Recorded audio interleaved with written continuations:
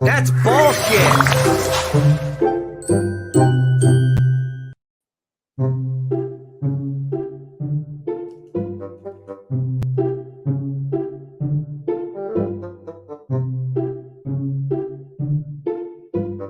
That's bullshit.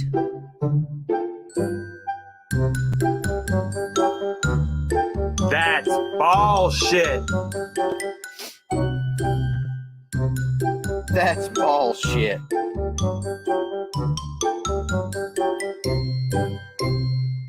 Hey, everybody. Lucky number 13, or at least that's what it shows on my screen that's watching this here shit right now. So let's get through this while you 13 or you 13 and not 26 or more. I mean, maybe more. I seriously doubt it.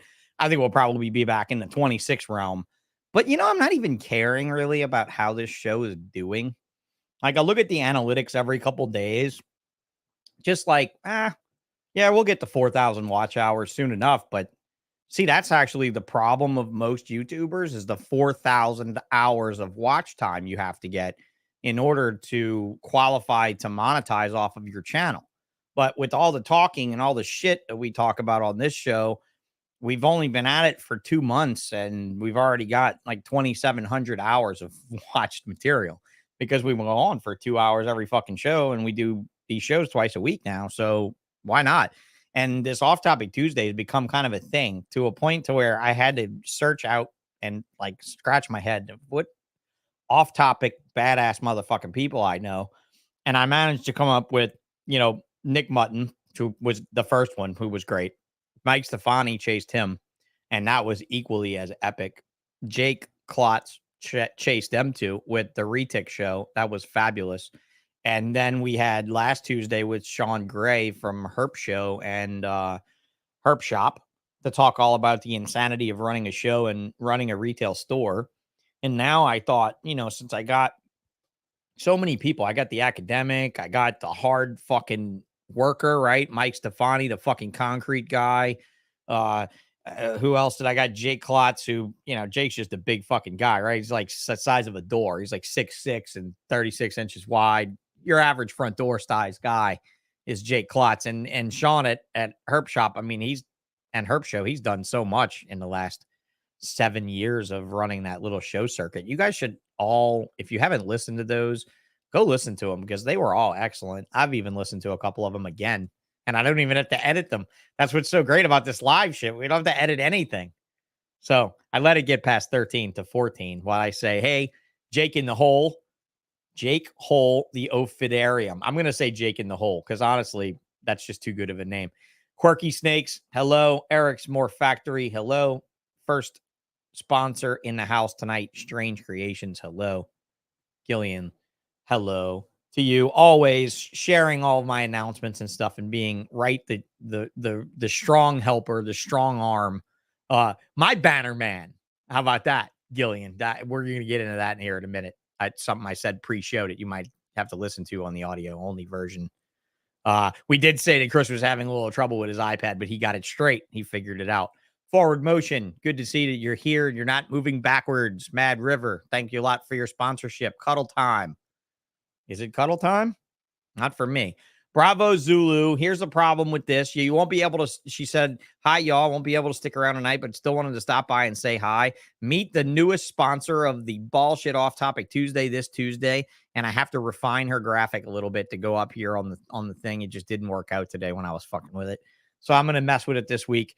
And we will see Eileen back here as the sponsor of this show. Her banner will be up here along with mine and Reptiles to You, Morph Market, etc. So you will see that next time. And what is that it? Who else I got? Infinite Possible. Good to see you here, Mr. Sponsor. Snakes for the Memories. I hope they're memorable. Shit. Why would we do all this hard work and stuff if they weren't so memorable?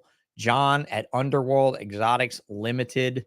I don't know about Mexican piss water in my fridge, but I do actually have some Corona in my refrigerator. So I don't know how you know it was in my refrigerator, but you knew. And that's kind of creepy. The Bods, Hurricane Survivors. Good to see you. You are with us. Reptiler. Man, a lot of you guys tuned in tonight. A lot more than 14. Lucas. Hello. Ryan, can't leave you out. I don't think I left anybody out. I think I got everybody. And now on to the sponsors of this shithole. Reptiles to You, the official shipper of the Ballsh podcast. We don't really ship that much. What could we possibly ship? You know what we do? We sell you corn snakes and we include Ballsh podcast stickers in the box. We actually do that. I don't really know what sense it makes, but we do it. Whatever. I don't have a Brent. Bannerman Brent. I don't have this guy going, yeah, we got stickers and they're fucking free and we'll ship them all over the world. And oh, yeah. I can't miss this fella. BBM Reptiles, Mr. Ron Heisenberg. If you didn't catch that fucking show on Friday, Chris is waiting in the green room saying, I wish you would hurry up with all this crap. But Chris, this dude did a podcast. You couldn't get your iPad to work. He did it under generator power in Puerto Rico last Friday after a hurricane. So, you know, that guy had a fucking awesome show. That was a good show. Like, I would love to talk to Ron again. That was fun. I enjoyed it. Big Earl McCracken, right? Like, you're my Big Earn McCracken. No, you're not. You're my man, Earl Jones and Ren, the wife that keeps it going. Like, I don't understand why you need to even get out of bed every day with a wife like that. That woman's amazing. She moves mountains. If y'all don't know Ren, you'll hear her one day and you'll know she's coming. So we all love Earl. We all love Ron. Man, we all love Chris. We look forward to seeing him. So go to Reptiles to You, fill out an account. When you get your shipments together to have more than one shipment in a day, we're going to save you 20% off the already lowered prices on Reptiles to You. At checkout, type in ball0922 in my shitty arched handwriting. That's graphic design in some countries. I'm not on Fiverr yet, but you can look me up next month, maybe. Ball0922 at checkout will get you 20% off every fucking shipment of that day on reptilestoyou.com. And the best shipping agents in the business, they will look out for you like nobody you've ever been with. This guy will look out for you too. And he's how I met tonight's guest. In fact, he brokered the friendship between me and this wonderful Woodcock fella. And that would be Chris Nettles at C-SERPENTS. Christmas is coming. Chris would appreciate you buying a rack or an incubator from him. I'm going to give you guys a tip. If you want a deal on stuff from C-SERPENTS, whatever you do, don't give this guy a comb. That's just a joke between he and I. Don't give him a comb. I'm actually lasering him a comb for the next show that I see him at. It's just a flat piece of wood and it says Bald Man's hairbrush on it. And it's going to be just for Chris. But I mean, I'm sure he doesn't have any more hair than he did a few years ago when I last saw him. But I keep watching his website every week and it never changes. But go to cserpents.com for a product that never changes and is always reliable as fuck. Morph Market. If you're there, great. If you're not, why not? I don't understand why not. Like, look at all of these categories we have now to list our shit in. Of course, there's no racks. There's no hooks category. There's no VENOMlife gear, t-shirt, wearables category on this here Morph Market. Mr. Sponsor, we have requests for you to get your shit together. And as you're not doing it right now, like you're a total fucking mess. Like you're not doing it. Dude, you're doing it. You're doing it so much better and further than any website has ever done it for us. Guys, go on there. Check out the seller directory. Find your favorite company and tell them to get a better logo made. Because look at all this beautiful representation of stuff. Anybody see AK Morph's display that she had to promote her business in Arlington? Because I saw like 50 pictures of it and I didn't go, but I managed to see it. So you could see awesome people like Anna Kirby and AK Morphs, along with Exotics by Nature, which is my next plug, sponsor of this podcast, my company that paid for all of this shit, because the sponsors did pay me some, but they didn't pay me enough. Go to morphmarket.com/store/exotics by nature for an amazing deal on corn snakes, ball pythons, carpet pythons, sand boas. I've got quite a few things. I've even got a collection of red-footed tortoises up. If anybody's looking for a great group of adult redfoots that are breeding and ready to lay eggs next year, next spring and summer for you, then just let me know. usark.org. They're not a sponsor, but we sponsor them with that banner right up there at the top. I can't ever get my fingers right. There. Yeah, I'm a terrible weatherman. You guys know that by now. But yeah, there. USARK, absolutely. Go there. Join. Follow the shit. write some letters, get angry, and fight for your rights alongside Phil Goss, whom has a special surprise in Tinley Park that I think all of you should be available for. I believe Mike Stefani might be collecting more stuff for more shadow boxed items. I think it's table 21. Just look up Mike's monitors and go hit up Mike's monitors because we are doing a special shadow box for Phil Goss, as well as like a treasure box. I sent a card that was a little fish joke since I was a fish guy and now I'm already not a fish guy. But I sent a little joke with like a fish, your card with a fish joke in it. And I just said, hey, Phil, I love you and I thank you for everything you do. And I slipped a little bit of like grandma gift in there, like that little bit of cheddar that fits in an envelope, like a little bit of that. Not a lot of it, because Amanda, he gets paid, right? I mean, he makes money. He makes a salary, not a very good one, really not a very good one.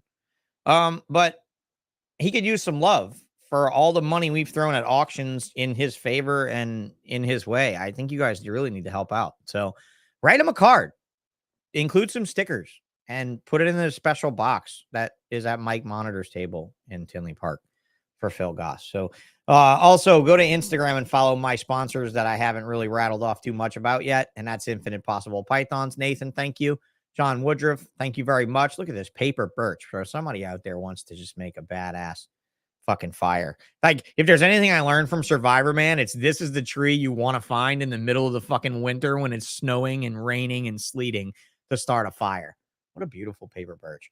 But anyway, check out John Woodruff, Reptile Collective, Steve Beamer. Hey, look, he's got a Plecostomus. Talk about fish.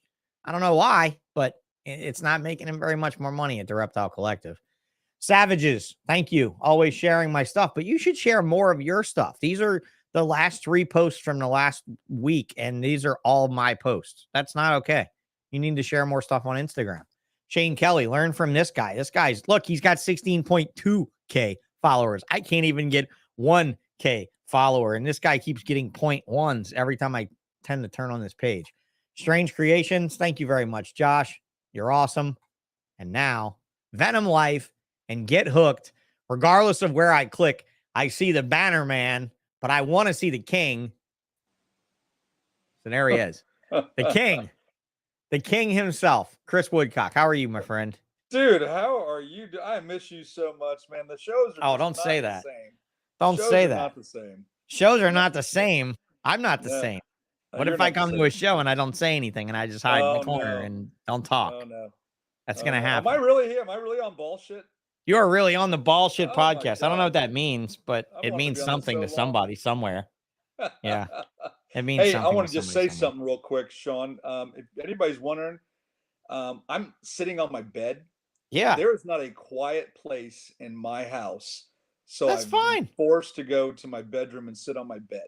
That's fine. It's fine. You look comfortable. You look cozy and comfortable, and you look nothing like Mark Mandic looked a few weeks ago on death row. And I'm going to tell you right now that it is absolutely obscene, because I know you may be shocked that you're on Ballshit, but I know that you probably don't watch the Ballshit episodes, and that's fine. I'm not saying you have to, but you got to admit your set right now has got to be better than this guy right here. Like, wow. Can you see this guy right here? Yes, like this guy right here. Yeah, any set is better than this set right here, right? Like he's straight death rowing it. Yeah. Mark Mark can't wear the orange shirt. He loves that orange shirt. You know, I caught pictures of him at cameo shots of him at the Canadian Reptile Breeders Expo wearing that fucking orange Magellan fishing shirt. And I was thinking, man, at least there's a lot of dark room and there's not a camera pointed up at him. Like, Jesus Christ. So yeah, dude, you look comfortable tonight. It's all good. You can do it from the bedroom. It's perfectly fine. All right. Earl says, what's up? Gilly says, what's up? Two salt of the earth people right there. Earl right? and his wife, Ren.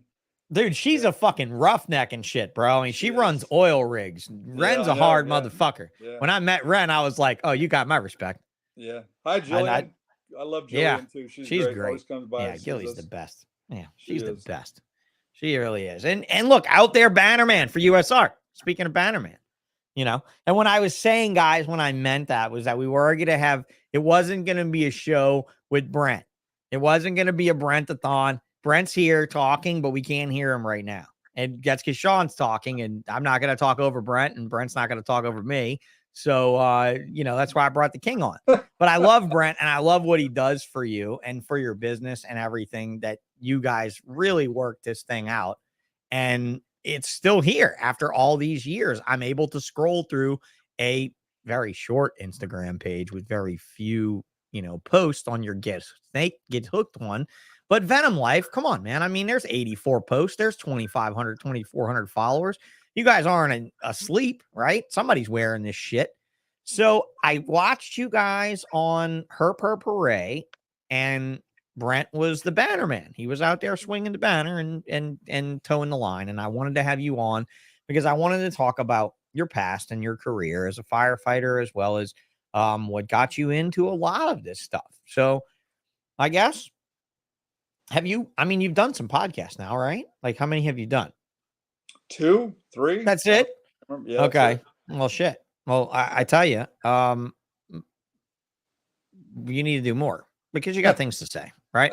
And so this Off Topic Tuesday, we entertain you as, how many years were you a firefighter, paramedic, EMS?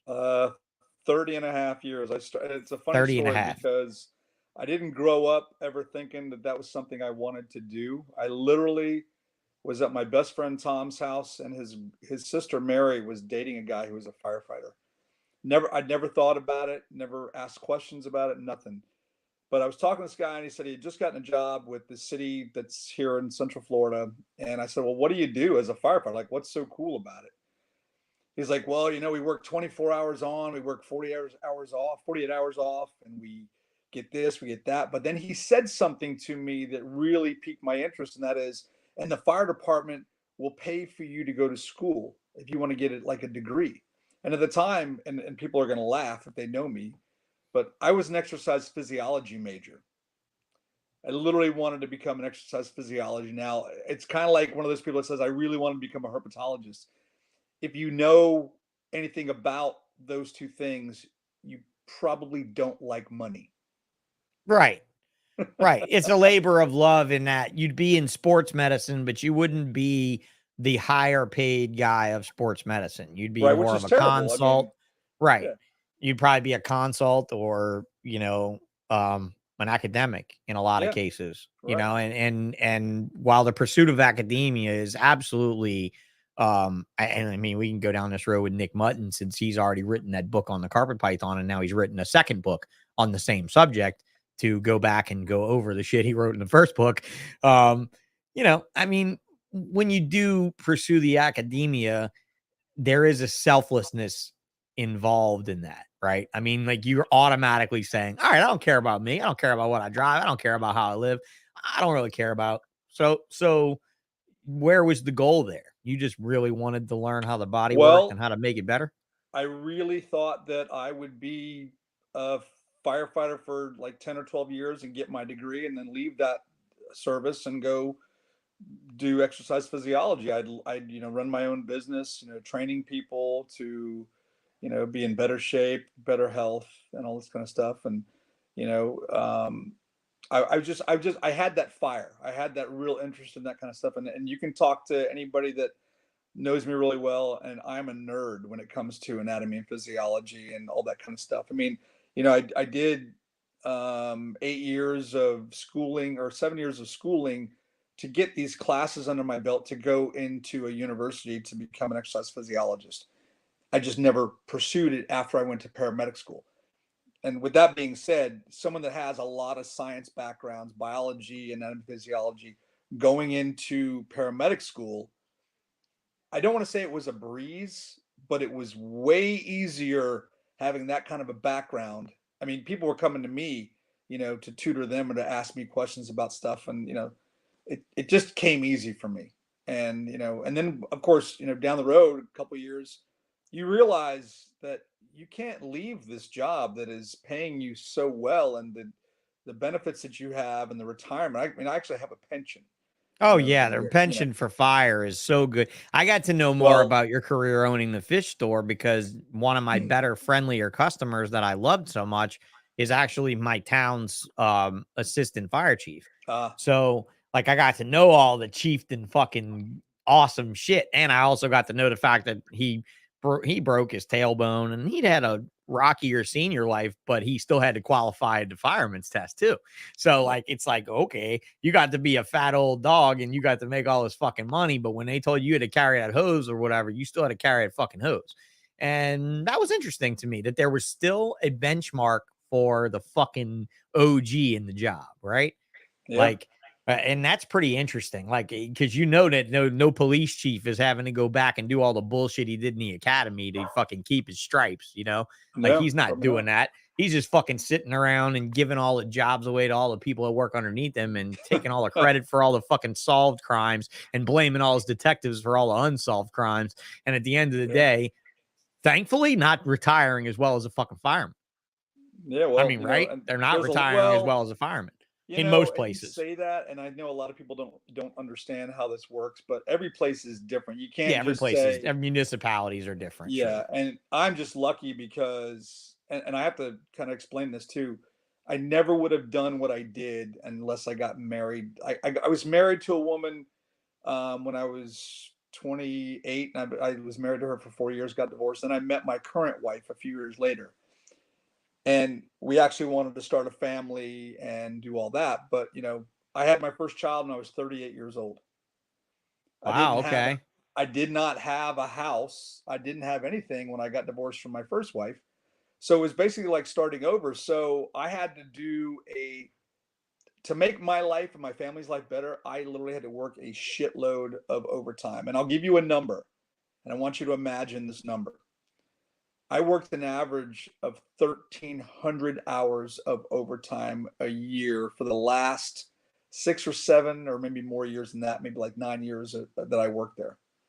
Right. I was known as the Now tell me overtime this. What is whore. that? What does that time entail? Staying at the firehouse, living at the firehouse, or you're just on So call no, wherever you and are? here was the thing. Here was the thing. And you and I'd have to sit down and explain this whole thing to you because it's so drawn out and there's so many different things about it. But I literally would get off shift, my normal shift, and I'd go work 8 hours of overtime on on a rescue truck or an engine or something Okay. like that.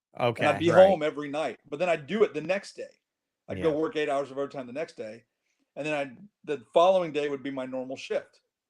So I'd be home on the nights that I was off of work to be Right. home because I had a wife and 2 kids.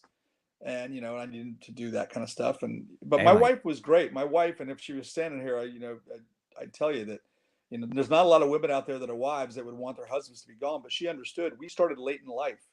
We Oh had yeah. to And how catch old up. was she at that time?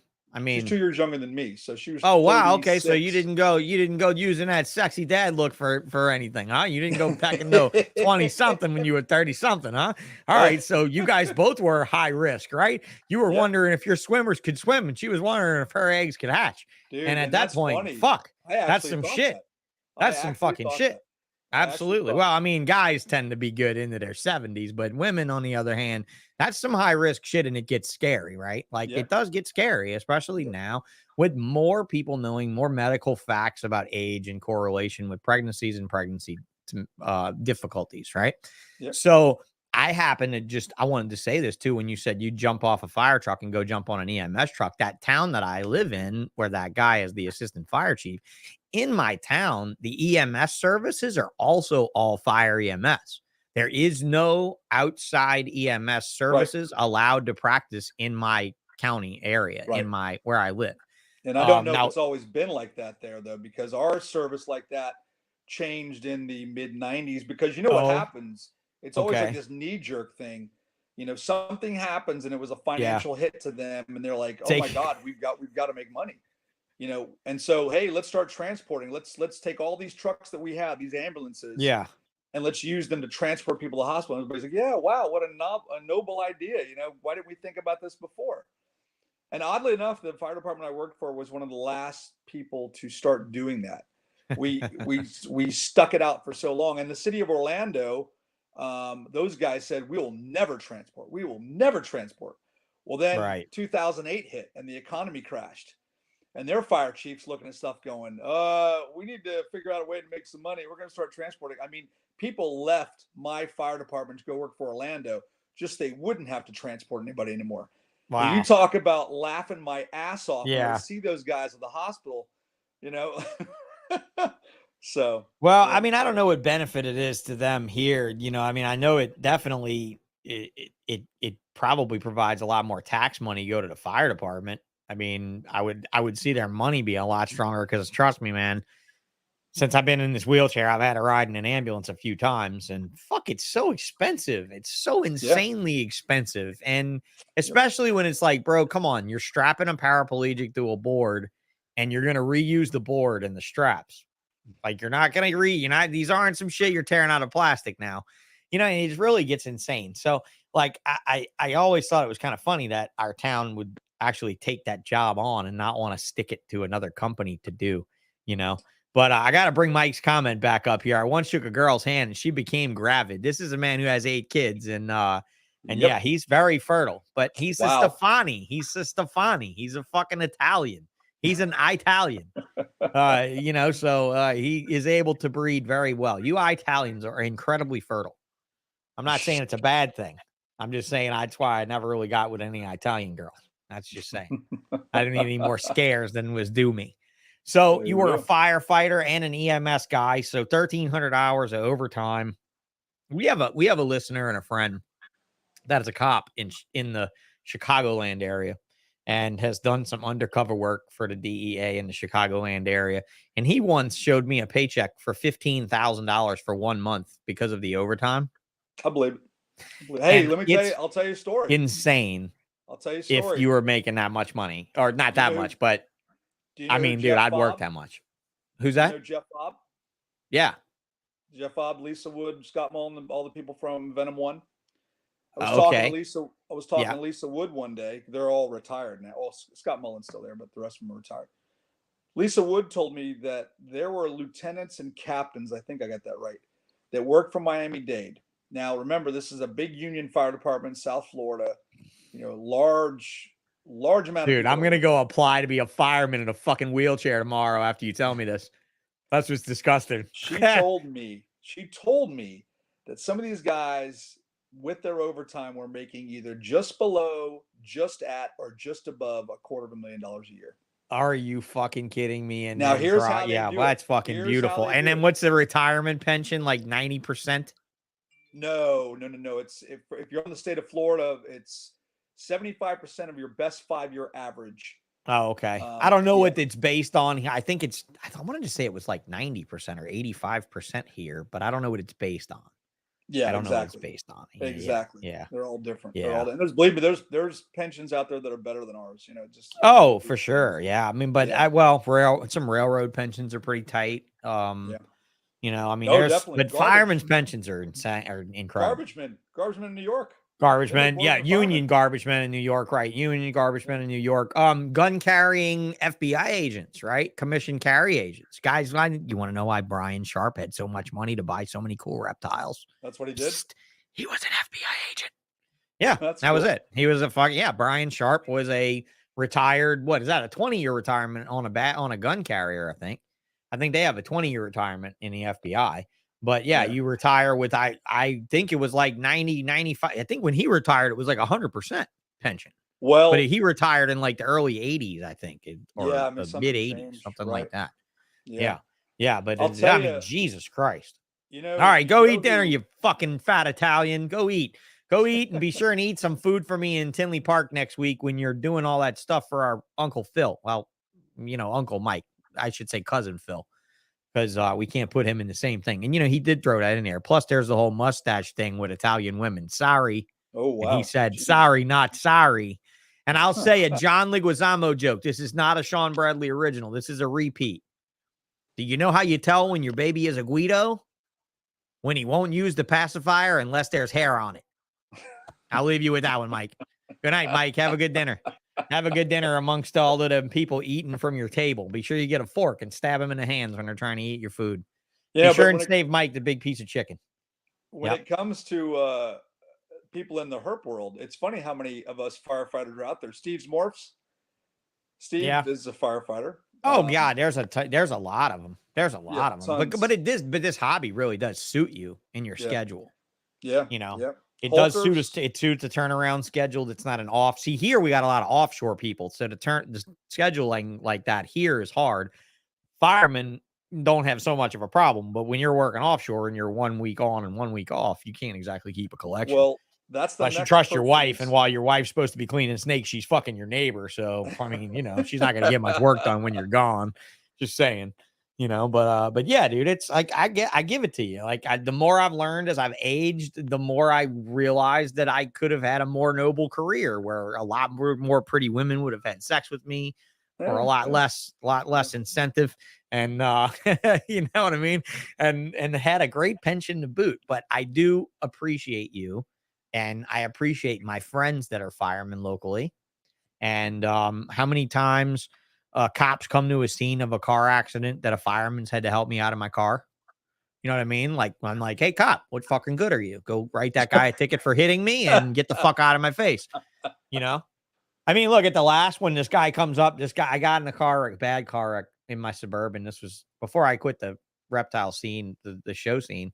And the witness of the accident ran up to me and he said, "Are you okay?" And I was like, "Yeah, I'm fine." And he was like, "Can you move? Can you get out?" And I was like, "No, I'm paralyzed." And the guy freaked out, bro. Oh, I can imagine. Like he fucking freaked out. He's like, "Wait a minute, you're paralyzed? Whoa, whoa." Dude, he was the witness to the accident. And he's talking to me through the window from here, looking through my wheelchair wheel at me while he's talking to me. And I said, "Bro, this is a wheelchair. I was previously paralyzed prior to this accident, and I didn't bring my wheelchair to the scene of a future accident." Just saying. I was previously paralyzed. I'm perfectly fine, but I can't get out because I'm stuck in the woods and the trees and the mud and the water.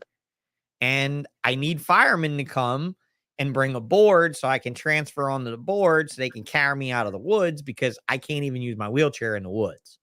You know, because I was in mud, bro. I mean, my Suburban went into some trees off the side of the road. Because I was going 65 miles an hour down a country road and a kid pulled out of a side street straight in front of me. And I ripped the front of his car off and my truck went off into the trees. And I mean, I was fine. But, you know, the guy freaked out. And then the cop gets there. The cop starts yelling and stuff. And I'm like, look, until the firemen get here, I don't need your help. Go help that young man and give him a ticket for running that fucking stop sign. Go give him a fucking ticket. And I'll wait for the fireman who can really help me. So that's what you do. Thanks for all the poor fat fuckers you had to pull out of a tub, or all the wheelchair guys like me you had to pick up off the ground because we didn't do a ground transfer good enough. All the houses you put out and all the horrible shit you've seen. Okay, well, I want to say something.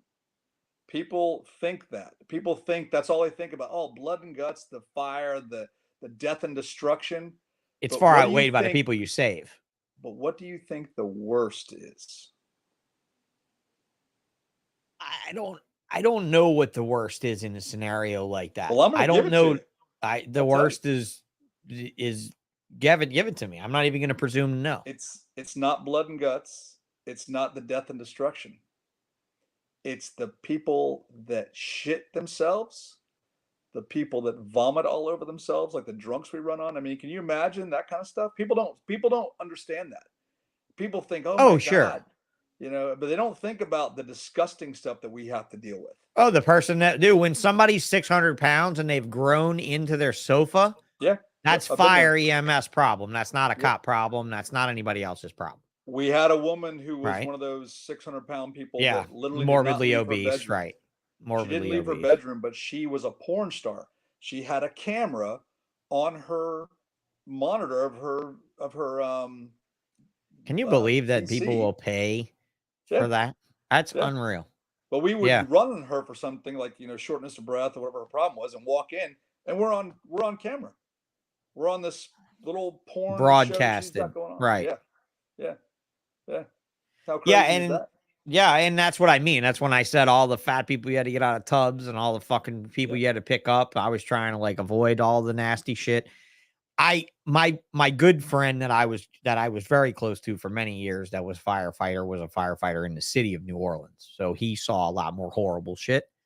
I think he saw a lot more death. I think if you're in a close city proximity, maybe, I don't know, maybe I'm wrong there. Again, I'm not trying to be disrespectful and presumptuous when I presume, but I'm going to presume when we're dealing with like cities with housing projects and things like that, that these fires are going to be epically life-changing, like in the way of post-traumatic stress of what my friends have seen and what they've dealt with.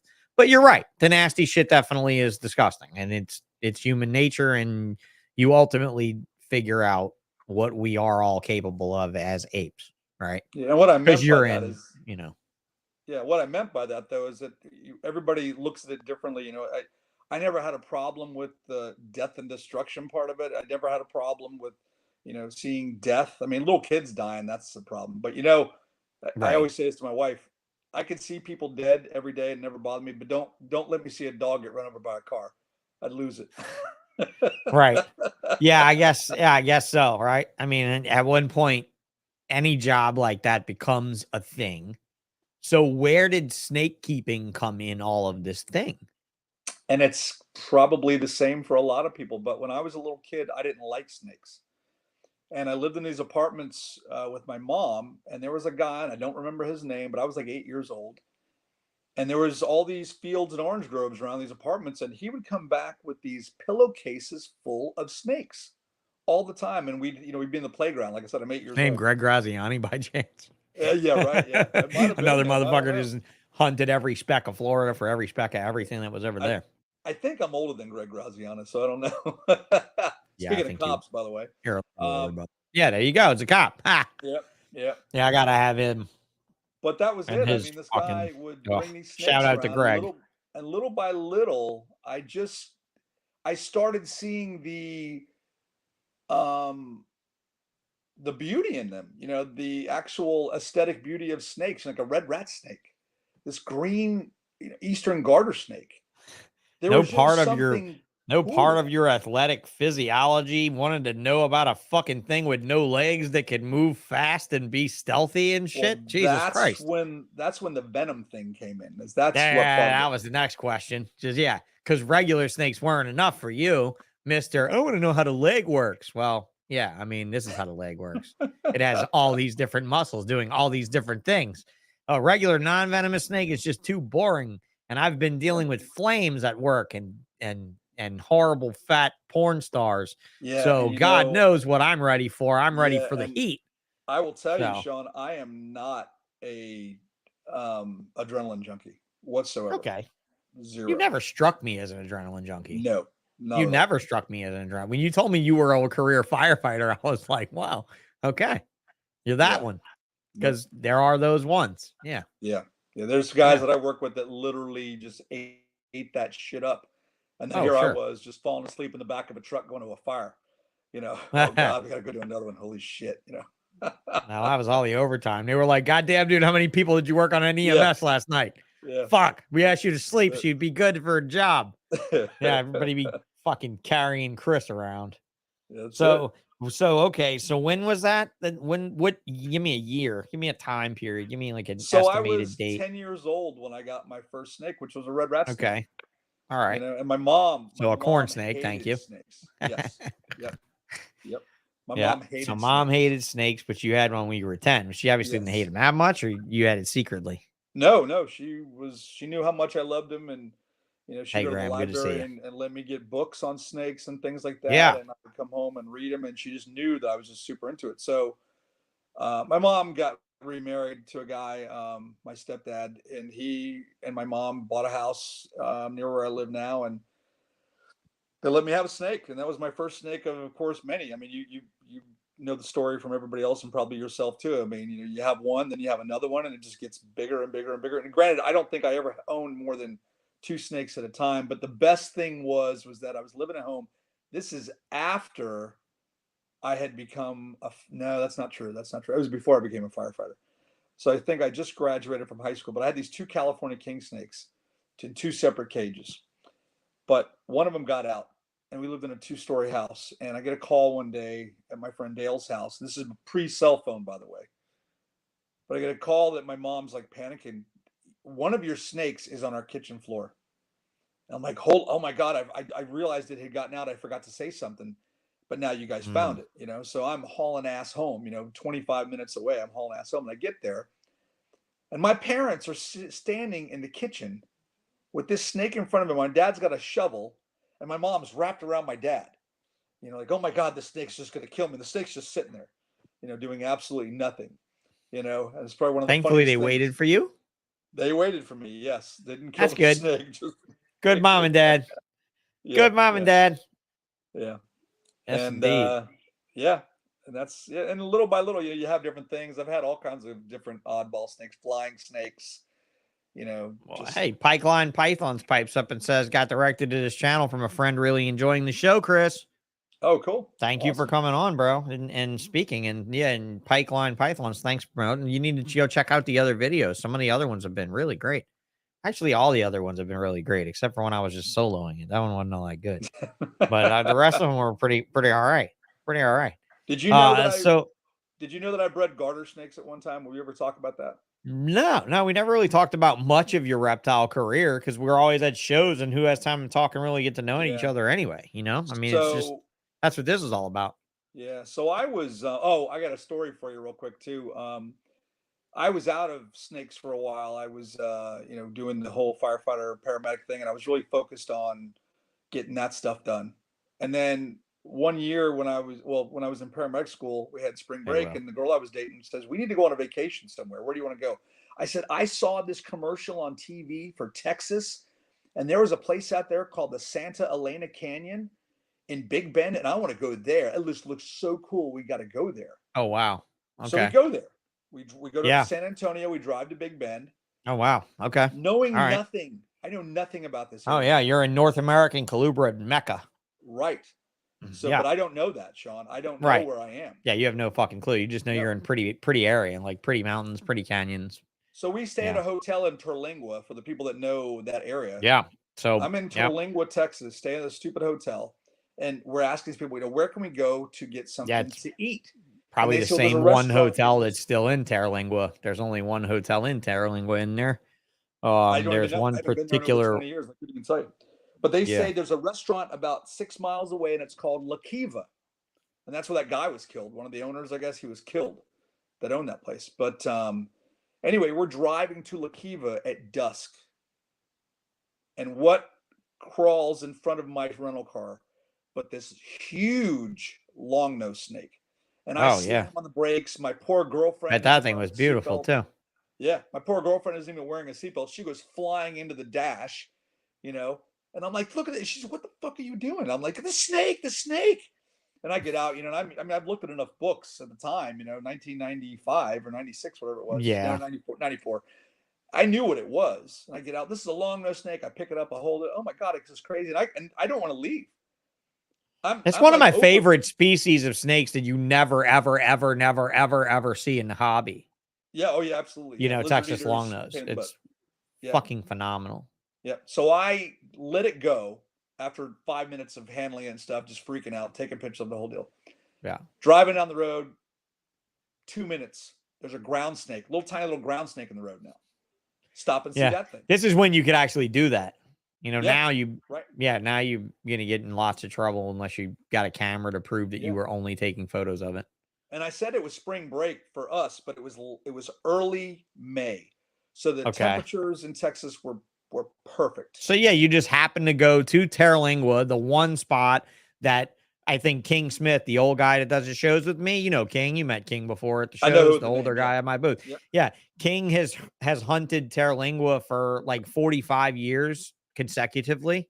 Every fucking year. He does not miss a year and stays at that hotel that you probably stayed at. Actually, my mom wanted a desert getaway once just to go and be alone and like just go and be somewhere. And she chose to go there, and she hit King up and got all the travel information. And dude, she had a great time. Like just going, her and her cousin just went on a trip together, and the two girls just went out to Terlingua and didn't care about reptiles at all. Just did the natural beauty thing of the area, and it was good enough, right? But where you were, especially if it was raining just right and everything, man, it's all about the rains, and it's all about the time of the year that the season changes. in that area. And it actually sounds like you were there in the prime time to have seen these things. So what's next? You caught a blonde, a silver, and an albino Nope. suboc and an Nope, albino never gray saw. band because they're everywhere. I didn't even Yeah. see a Transpectus rat snake until the following year when I went back there. It was the first one I ever seen. But I saw like 2 more ground snakes, and believe it or not, Sean, to this day, as many places I've been herping that have ground snakes, I've never seen another one. I saw 3 on that trip, and I've never seen another one. Interesting. And they're so cool. That species right there, I've kept those things, and they are super cool. I mean, as an insect-eating snake, I love those things. Beauty, and talk about aesthetic beauty. I mean, some of those things are just the colors are incredible on them. Yeah, Texas longnose are some of the prettiest snakes around. Yeah. And I've kept shovel nose too. I've kept shovel nose snakes as well, those kind of things. So I love all that stuff. Well, and you have there's Mexican night snakes there too, I believe. Tamaulipan rat snakes. There's Flavarufa and stuff in there. I believe there might be Flavarufa. I did catch some night snakes during that trip too. I think total snakes for that. And I love that species too. I love the way their face looks. Oh, I'm a rat snake junkie though.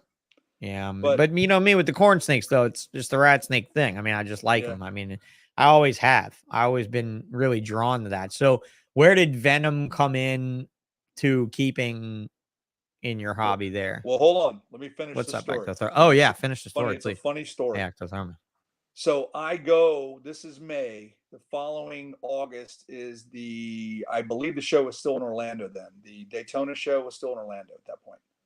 So I go to that show, and there's a guy named Doug Beckwith. He's a friend of Craig Trumbauer's. Yep. Beckwith and Trumbauer. Selling all he sells on that table, I think, that he had was gray bands, I think. The original handlebar mustache, Trumbauer. Yes, exactly. Yeah. Dave Kaufman. I mean, salt of the earth guy. Great. I love Craig. Oh, yeah. But anyway, this guy, Doug Beckwith, had a price list on his table of his snakes. And they were listing the locations, of course, right? All locale stuff.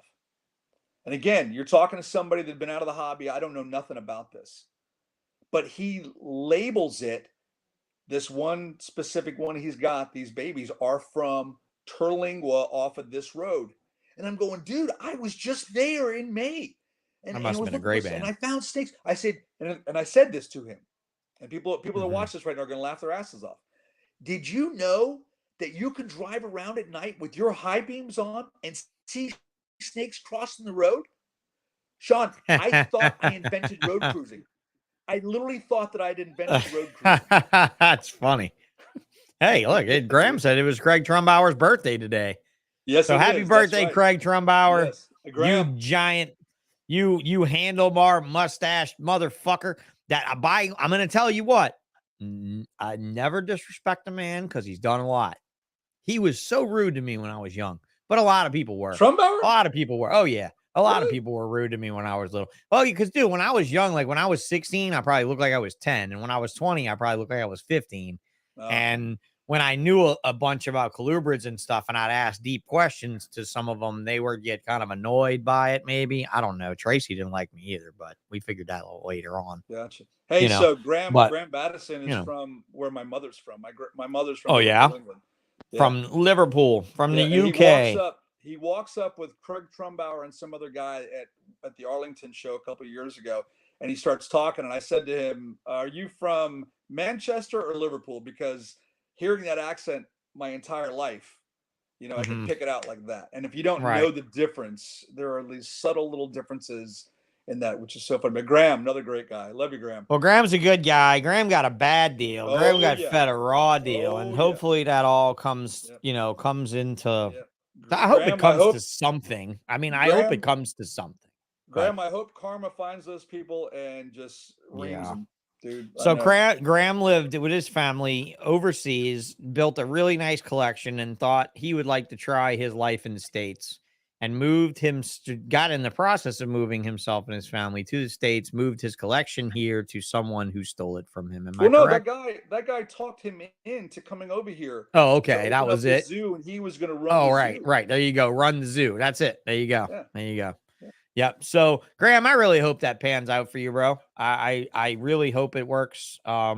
This is definitely a bad thing that have happened to a collection of amazing animals, right?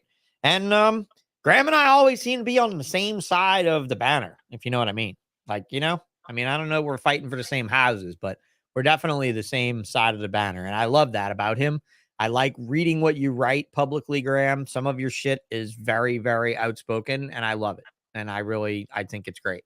I think that there needs to be more challenging. I think there needs to be more questions asked. I think there needs to be more truth brought, especially to social media and podcasting and reptiles. I'm not going to be the one to bring it because I don't really feel that it's my stage to do it, at least not this time around. But I can tell you right now, dude, I do love reading that guy's posts, and I do, you know, keep an eye on the situation to where if God, I hope some kind of way you're made whole on it. I would like him better you know. if I could just hear the accent being spoken as he's writing it. Oh, there you go. So there you go, Graham. He's requesting you do more video responses to your podcast things. I think that might really not really do great for your cause, but you want Americans not to listen to you even more, then do it in that accent. There and you go. That might Liverpool happen, accent. but Scouser. Liverpool accent. Scouser. So yeah, so mom came to America with dad, or she was here or before, or what? No, and boy, I got a story there for you, man. Oh my God, We got time. Crazy story. My mother came to the United States in 1953 or 54. I think she was 11 or 10 or 11 years old. But my mom's mother married an American GI that moved them here. And, okay. My grandfather. She was a stepchild when she moved here. Yeah, my dad actually died. My grandfather actually died in the war, like 2 months after D-Day. Okay. Yeah, and it's one of those weird things that my family has a lot of secrets. My grandmother never kept in touch with my grandfather's family. My mother, until about 7 months ago, never knew what her own father looked like.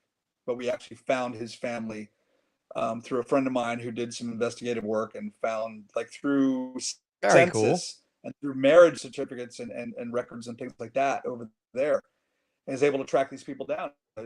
I could never have done that, and she did. Amazing. But yeah, so anyway, my mother moves here 1953, 1954, whatever it is. I was born in 1967, but this is a great story.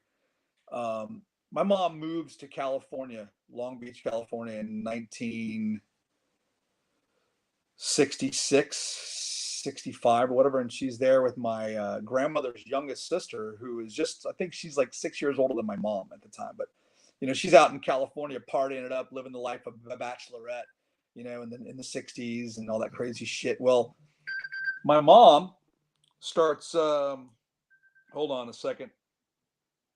Mom, call fire. Nicole's phone. Call Nicole's phone, Mom. Bye-bye. Oh, God. It's all right. Pain in the ass. There she is, though. Yep. Could have had that accent. Yep. So anyway. Could have put her on a podcast. She lost that accent a long time ago. But anyway, she's going around all these different dance clubs with my aunt. And they start becoming groupies, or at least my mom does, to this guy. And you can look him up. You can look up his name right now. Bobby Montez, Montez. You can look him up on your thing. Anybody that's out, look him up. She starts being a groupie to this guy and hanging around him. And he is a semi-famous, and I say semi-famous because unless you're in unless you know Latin jazz, you'd never know who that right? Is. But anyway, my mom ends up having an affair with this guy, gets pregnant with me. He's married. He is married and has a family. I don't know if you know this. I think we've talked about it, but my dad's Mexican. My dad is Congratulations. Mexican. Yes. Yeah, but he's semi-famous Mexican dude. Yeah. That's not too bad. You can buy my dad's music on iTunes. That's fucking incredible, sir. Yeah. Yes. Thank you. Yes. Thank you. I don't know that my daughter one day will say that with as much pride. You can listen to my dad's free shit on YouTube. I don't think my daughter's gonna carry the same pride to do when she says that shit. But thank you for sharing that. That's a beautiful story. Quirky even says, "Whoa, yeah, I'm with you there." Exactly. Yeah. Whoa, you are to imagine something, and I want your audience to imagine. Yeah, something. Chris Snow over here again. I've been watching Game of Thrones, so the bastard son Chris Snow over here, but his father, his wonderful father, was a Mexican musician. Yeah, so my dad's stage name is Montez, but his real name is Bustamante. Okay. Bustamante. Yeah. So Bustamante. All I right. am one of 7 children. All I'm right. only my mom's only. Well, hold on, that's not even true. I'm one of 7 children at this Secrets, time. right? Oh yeah, buddy. I'm Boy, trying to they tell you got that doors story. all over their house. I'm You going to got tell you that closet doors story in just a inside of second. closets, inside of You got closets. it. You Whew, got it. that's You scary. got it.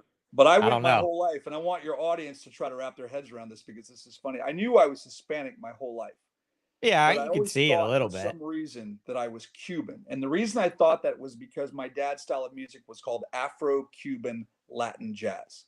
Okay. And don't ask me how I knew that. I just knew that because it was brought up at one time when I was younger. Okay. So anyway, when I finally meet my dad, I meet my dad through the internet. I did a search for him because my mother would never talk to him. My mom got pregnant with me. My dad wouldn't leave his wife and kids. He wanted to, but he just knew he'd be destroyed. But my mom left California, brokenhearted, moved back to Florida, and had me. Never spoke to my dad again, and would not let him talk to me. He called her. Well, I'm sorry. My mom did speak to my dad when he called, but he would always want to try to talk to me, but she would never let him. I see. Just totally heartbroken. And I didn't Right. talk to my dad or meet my dad until I was 30 years old. But again, I think I'm Cuban. Is he still living? No, he died in 2003. Oh, Yeah, sorry for your cirrhosis. loss. He was a big alcoholic. Yeah. Ah, yeah. Well, But music has a tendency to do that. well, I think Music and comedy and all that, you I know, think it was has a more of the tendency to do depression that. of losing everything that he had, and Sure. just life and everything is going bad. He got divorced from his wife, and it was terrible. But anyway, imagine though going through your whole life thinking you're Mexican. Thinking you're Cuban, and then finding out one day that you're Mexican. They're Mexican. And that was the weirdest thing for me. It was so odd. I felt like if I had like a Che Guevara poster on my wall, I was going to have to go home and rip it down. Or if I had a Cuban flag on my wall, I was going to go and rip it down. And I'm so very, proud. very, very inner turmoil over that. Yes, right? and I very much inner turmoil. You can ask the people I hang around with. You can ask. My wife's half Mexican. My wife's dad is Mexican. Okay. And that was not by design. That's just how it happened. I should have known I was Mexican though, because I love Latino looking women. I love that look. Yeah. I mean, who doesn't like that? Who doesn't? Yeah, well, I mean, I don't know. I wasn't very much into it when I was younger, but now, oh my God. I yeah, eat for sure. Mexican food 3 times a day, 7 days a week, every day. As a matter of fact, I had Mexican food for dinner tonight. Chris Nettles, if Chris Nettles from C-SERPENTS is watching this right now, he's cracking up laughing. Chris is not watching this right now. I wish he would, but fuck, he ain't watching this. But if he ain't watching this. If Brent was watching this, he'd start cracking too, because he knows how much I love tacos. Yeah. But well, at least you live in Florida and you can get decent dude, island food there. No, you can't get decent Cuban food, decent Puerto Rican food, decent Caribbean food. Yes. At least you have something. And Mexican food, probably not so much. I mean, to get really good Mexican food. I mean, the last time I had really good Mexican food, I was in fucking Bakersfield, California, in the middle of an orange grove town for a wedding, and I was the only gringo in the fucking joint. Period. Like I was the only gringo in the joint for a month. I can honestly say that. And it was fucking amazing. It was fabulous. It was absolutely amazing. The food was great. Everybody was nice. Everything was wonderful. It was a good experience. I had some customers from Colombia. I love the way they live. Like I love their whole like family and the way they like to just take off work for like a fucking month and just spend it outside drinking tea and watching birds. I'd like the things that people in other countries do. I seriously think we have a lack of that in America. I think we have a serious lack of leisure time. We have a lack of, how about this? We have a prevalent guilt for those that aren't actively working. Like if you're enjoying yourself, those that are working hard for a living are looking at you saying, what are you doing? And why aren't you working right now? And to be honest with you, I'm not sure that that's a life. You know what I mean? Like I understand where we are in the economy and the world of things and how there has to be levels and people have to work and people have to earn. But at what point do some people in these other countries, like you're half British, you're half Mexican. What half would you rather be if you could choose one? I mean, really, like, would you rather live the life of another country that has more family enrichment involvement?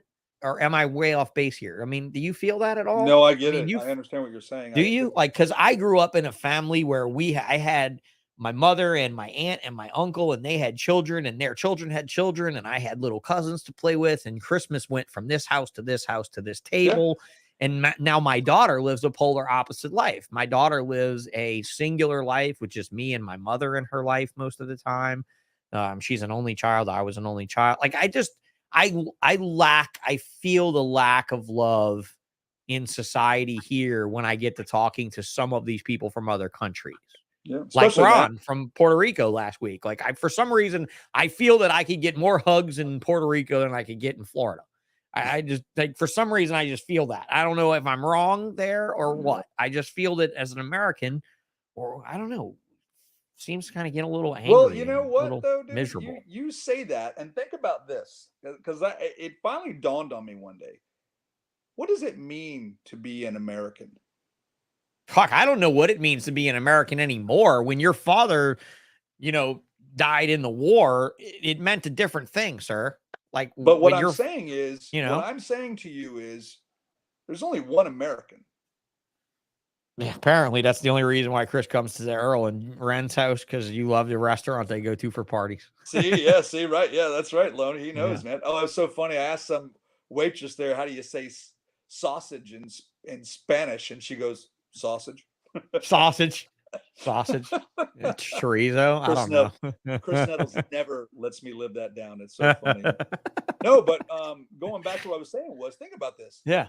We're all from other countries. We're not Native Americans. I'm Native American. My dad is Native American. So, but I wasn't brought up that way. I was brought up with a culture of different, British people. British people that came to the United States. That was my culture. That was my dealing with both sides of the equation. But think about it. I mean, if you lived in Philadelphia, if you lived in New York in the 1920s, 30s, 40s, you were exposed to so much different culture.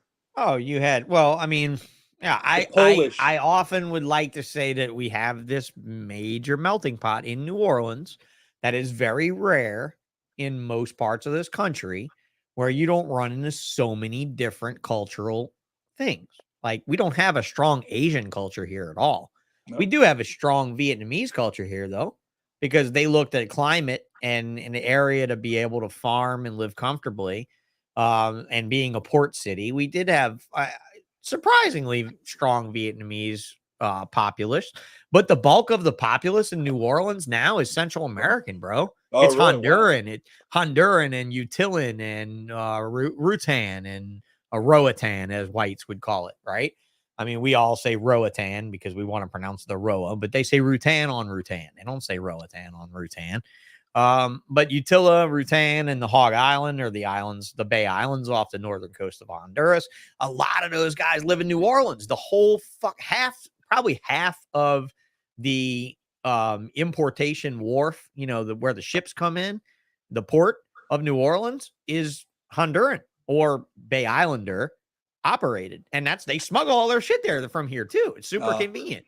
It's super convenient, right? So, like, what's got strong value in the islands is like car batteries and shit like that. Shit that they can't easily get. Shit that's easy to smuggle on a ship.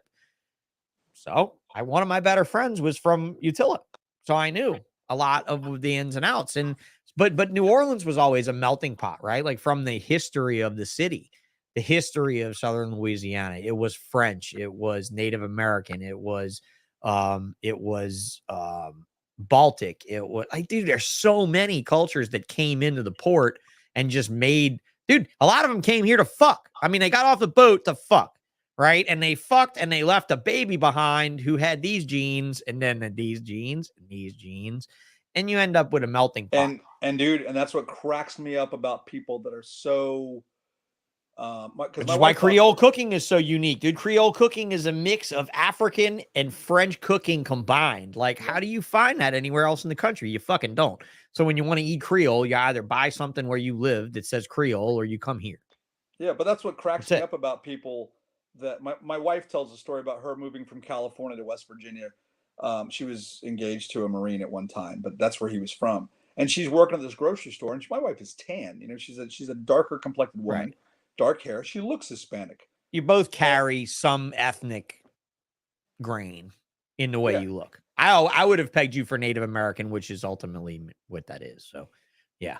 But my wife, name tag Nicole Sanchez, and she's then met by a woman at this grocery store she was working at as a cashier that says, "Oh, where are you from?" And she's like, "California." She says, "No, I mean the name Sanchez. What are you?" You know, and that cracks me up about people. This is one of because these I worked with motherfuckers a that guy- wants to build a wall between a native population of people that have been here longer than us. Yeah. So it's Yeah, well, okay but- though. Hey, I worked with a guy named Rich Hubner, his family, and he was only third generation. He was only third generation in this country. His grandparents were straight off the boat from Austria. And he was said to me one day, he says, "I'm so sick of running on these Hispanic people. Can you Puerto Ricans, believe that? That don't speak English." I'm going, dude, how can you say that when your own grandparents came to this country? You've told me the story. They didn't speak of English, a word of English, and they moved The to Pittsburgh, hypocrisy Pennsylvania. in that scenario alone is disgusting, and I agree with you. I Yeah. agree with you. It It's cracks me up. it's hypocrisy at its finest, you know. And it's like, I said on the show with Ron that I believe that we should. My daughter right now in the 4th grade should be having to take Spanish and English. I think that's a requirement. I think that should be a requirement. I think that should be a physical requirement. I think that should be of every American child, even if you live in fucking Bangor, Maine. I don't give a fuck if you live in Spokane, Washington. If you are physically attached to a continent, to basically a continent, right? That if we've taken Central America and South America and continentalized them all apart from North America, we are physically landlocked with these people, and we should be able to speak their language. And honestly, dude, I'm embarrassed that I can't. Like, I feel bad that I can't converse with a person from Mexico fluently in their language. And but hey, you know what? I also think that English should be learned as well. I think it's the language of the world. I think the world has opted to one language as a benchmark standard, and I think the English language has probably been met at that for many years. Yeah. You know, well, but you know, you say that, but again, and these people that say, you know, if you're going to come to this country, learn the language. Well, you know, where are these people supposed to learn English? If you live in central Mexico and you're poor, you don't have access to the outside world. How are you supposed to learn English? And honestly, the English that you need for a naturalization exam is better than most English that I hear from most inner city school people and country people. Just saying. Yeah. Yeah. Just saying. Like, just like the people that had to be naturalized are like, do you know that when you never met Celia, because I don't think we knew each other when I was with her in my first 10 years of Exotics by Nature, but she was Taiwanese, but she was naturalized here when she was 3. So she was a Taiwanese citizen. She got her American citizenship when she turned 18. She was naturalized into the system, but she was not an American citizen up until the point that she turned 18, right? When she took her exam and stuff. The questions she asked me for her preparation of her exam, I did not know the answers to. Wow. Most of them, like, hey, what is the capital of this state? What is this? Like these random naturalization questions that they would ask on the test. How many senators are there? How many senators are there in this? And how old does this person have to be? Like, basically, I'm like, you know, I learned that in social studies and civics in class. I learned it, but it went in and out when I had to learn something more hard in algebra an hour later. Yeah. You know, that was it. Like the algebra shit I had to wrap my mind around the next hour of my life gave fuck all of care to the knowledge that I just learned in world history the moment before. And yeah, man, I mean, it's a little fucked up. So I appreciate you for what you are, you know, Chris, for being a multinational, probably someone who also hopes you're bilingual as fuck too. You know, I don't know if you are. I don't know how much you know. I try. Other languages. I really you do. try, really try, right? But to do have, do you know who's bilingual? I know a lot of people who are bilingual, but yeah, the Banner but who? Man. Oh yes. Oh, Bannerman. Right. He's bilingual. What does he speak? Spanish. Spanish. Okay. Brent grew up in the construction industry with all these Mexicans from Colorado. All right. And took Spanish, but was exposed to it so much, and he tried to learn the language. But dude, I feel embarrassed as hell. Here I am, half Mexican, and I go to some, you know, Mexican restaurant, and I'm throwing out my hola. But wait a minute. When your grandchildren, when Elon is done with the mind thing, right? When Elon is done with the mind thing, when your grandchildren are like, Uncle Elon, knock, knock. I'm 1/8 Mexican, but I don't know Spanish. He's like, we got an app for that. You fucking you spend $9.99 and we got you. Wake up tomorrow morning. Not only are you 1/8 Mexican, but you're 100% Mexican if you want to be. We even gave you a goddamn accent from, from the Tarahumara mountain range. So we know exactly where you're from. For sure. We know exactly where you're from. But yeah, dude, so that's actually kind of eye-opening about your whole family history. Thanks for going into that. It's worth chasing the stories wherever the stories go. So talk to me about the Banner Man. When did King Chris pick up the #1 flag flying motherfucker in the business? When did that happen? Because I knew you, I met you, and then I met him, and I was like, wow, this dude is like on fire. So in 2014, Brent and I met. You know, Brent's a zoologist, right? He went. I don't know anything about him other than he didn't let you talk much on the podcast that I watched from you last. That's all. That's why you're here by yourself, and Brent's sitting at home, maybe watching this. He's not even bothering watching this. Fuck him. Fuck you, Brent. You're not even here to watch your boy. That's not even nice. That's not even nice. You knew you were being left out, and then click. So I was hoping to do a cameo with Brent in a couple weeks, but nah, never guessed. Never mind now. No, I'm kidding. I'm kidding. I like him. He gave me a free T-shirt once, so he won me. Yeah. No, but speaking of, guys, if anybody's in here that wants to hit the like or the subscribe button, that would be nice. But I'm not even going to ask you for that. I'm tired of wearing these shirts. Would you please send me some shirts with your logos on them, and I'll blast them out, and you can kind of be like sub-sponsors of this show? You don't have any? No, I have a VENOMlife shirt, but I don't fit it anymore because I gained a bunch of weight after I left Reptiles. But I'm on my way back, bro, because I've already I put a pair of pants on today, dude, that are so loose. It's ridiculous. And they were so tight when I got the month before I sold the fish store, I was about to have to buy a bigger pair. So I'm going the right direction. Now my kid says it's because I'm not making any money. So I'm panicking about everything and I'm not feeding.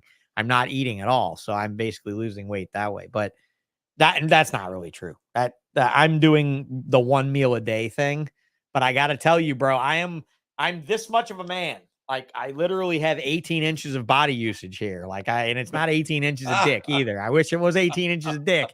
I wish I had no brain and no shoulders and no arms and 18 inches of dick, but I don't have any dick.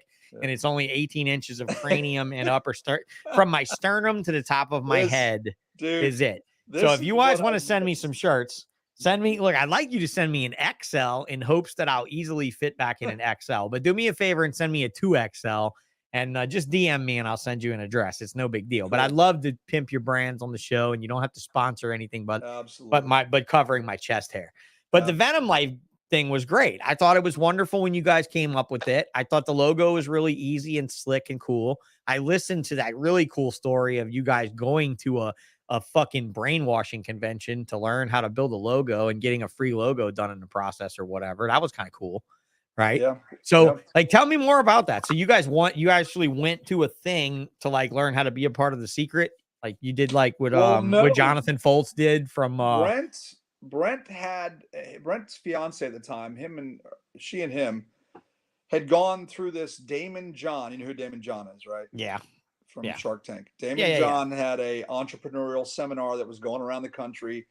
And it was, there was part of it that had to do with real estate stuff. And then part of it that just had to do with just general entrepreneur stuff. So Brent and I people don't really understand how this works, but initially we started a business called Get Hooked and we just sold snake hooks. And so Brent and I started becoming a partnership with this, and we started doing that. And Brent says, hey, I've got a free seat to this entrepreneurial seminar. If you want to come to Colorado, it's like $1,000 for this seat. Oh yeah, for sure. I'd do that. His girlfriend can't go. She's got to work. He says, fly out here. It's a 3-day seminar. Just go to it. And I was like, okay, whatever, And he's telling me some things about it. He's going, and you can buy into these mentorship programs and blah, blah, blah. And I'm going, well, I ain't going to buy into no mentorship program. I got no interest in that. You said, I'm going to a Kool-Aid convention and I'm not even thirsty. Yeah, that could be it. Yeah. That's it. But we get there. It's a Friday. We get there at 8:00 in the morning. The guy comes out and starts talking to us about stuff. And, it's a good class. I mean, it's a seminar and there's a lot of good information shared. And people that, started doing entrepreneurial things. Yeah. And that's the Some group of people that's philosophical there. presentations like this can really get your brain flowing. I will Right. give it that. I will give it Right. that. So we are given a mentor. There's like 8 people there, and they break these 8 people up with the other people in the group. And I want to say there was only like 22 people in the whole seminar. There wasn't a lot of people there. So the 8 people have, or 6 people, whatever it was, have 2 people apiece or 3 people apiece, whatever the hell it is. We get a guy named Kevin. So Kevin has us fill out the sheet. We give it to him at the end of the day. And the next day is Saturday, so we go there. And he meets with us in the morning, the very first thing in the morning. And he says, "Yeah, I went on your guys' website. I looked at your stuff." And he says, "Yeah, that's kind of cool. I never knew there was such a thing." And like, yeah, it's kind of a niche thing, I know. And so we're showing him pictures of stuff throughout, just things that we've Now, this done. is related to the Venom Life gear brand or Correct. related to your hook brand, the Venom Life gear brand. Yes, right. Right. No, I'm sorry. No, we were Get Hooked. We were not. Oh, Venom you were Life. Get Hooked. You weren't Yeah. Venom Life at all. Okay. Got it. But as I'm showing this guy pictures, up pops a picture of one of those Yeti coolers Mhm. that we came up with. We came up with the name Venom Life Yeah. gear actually, but we put Venom Life on one of those tumblers. Now we always knew in the back of our minds, or we always wanted to promote that at some point and make it a brand. But when you're busy making snake hooks and following that path, it's Oh, yeah. hard to know how to navigate away from that and when to start doing something else. So we always said, yeah, one day we'll do that. So I'm showing this guy this picture of this thing, and he asks, what is that? And I go, well, that's Venom Life. It's kind of a brand thing we've been talking about, and blah blah blah. And one day we're going to start it. And so I keep going through the pictures and showing him different shows we did. He goes, yeah, that's all cool, but go back to that Venom Life thing again. And he goes, dude. Yeah, he's just stuck on the Salt Life name and how to make money with it, right? Yeah, he goes, man, that's dude, it. I think you guys are missing the ball here. He says, I understand you've got this hook business and stuff, but he says, I think your hook business is doing fine. Just let it ride. Don't put any more energy or any more money into your hook business. You need to focus every bit of your energy on Venom Life gear. You need to do that. And we left the conversation at that, and we went to lunch like an hour later. We come back from lunch, and he goes, I want to talk to you guys after this. And so when we're all done with the class today, he's talking to the main guy that's doing the seminar and some other people, and he calls us over and he says, hey, I was just talking to I think the guy's name is Eric or something like that. I was just talking to Eric about you guys. And this guy Eric goes, yeah, man, that's really kind of a cool thing. I really think that's a neat name. And I agree with Kevin that, you guys are missing the ball. And as a matter of fact, he says, is the name for sale? He says, because I'll go out tomorrow and I'll go get my patent attorney or my trademark people and I'll find some people to do apparel for me and we'll just start ripping this shit out. He says, I'm all over that. She said, yeah, if you don't want it, let me know. I'll buy it off you. And I'm like, what the fuck? Are you kidding me? Yeah, because nowadays it's so much easier just to tell somebody, hey, give me a quick price on that idea you had, and let's write this down. Because as soon as you give them that price and you sign that deal, it's a done deal, and you've put a price on your intellectual property, and they've bought it from you, and they've paid good money for it, and they now own it. And so, yeah, I mean, that's kind of one of those things. It's funny. I was going down the list of .coms that I own the other day, and I was thinking, man, exoticsglobal.com and ballpythonmorphs.com and cornsnakemorphs.com, and man, these things might actually be worth something now.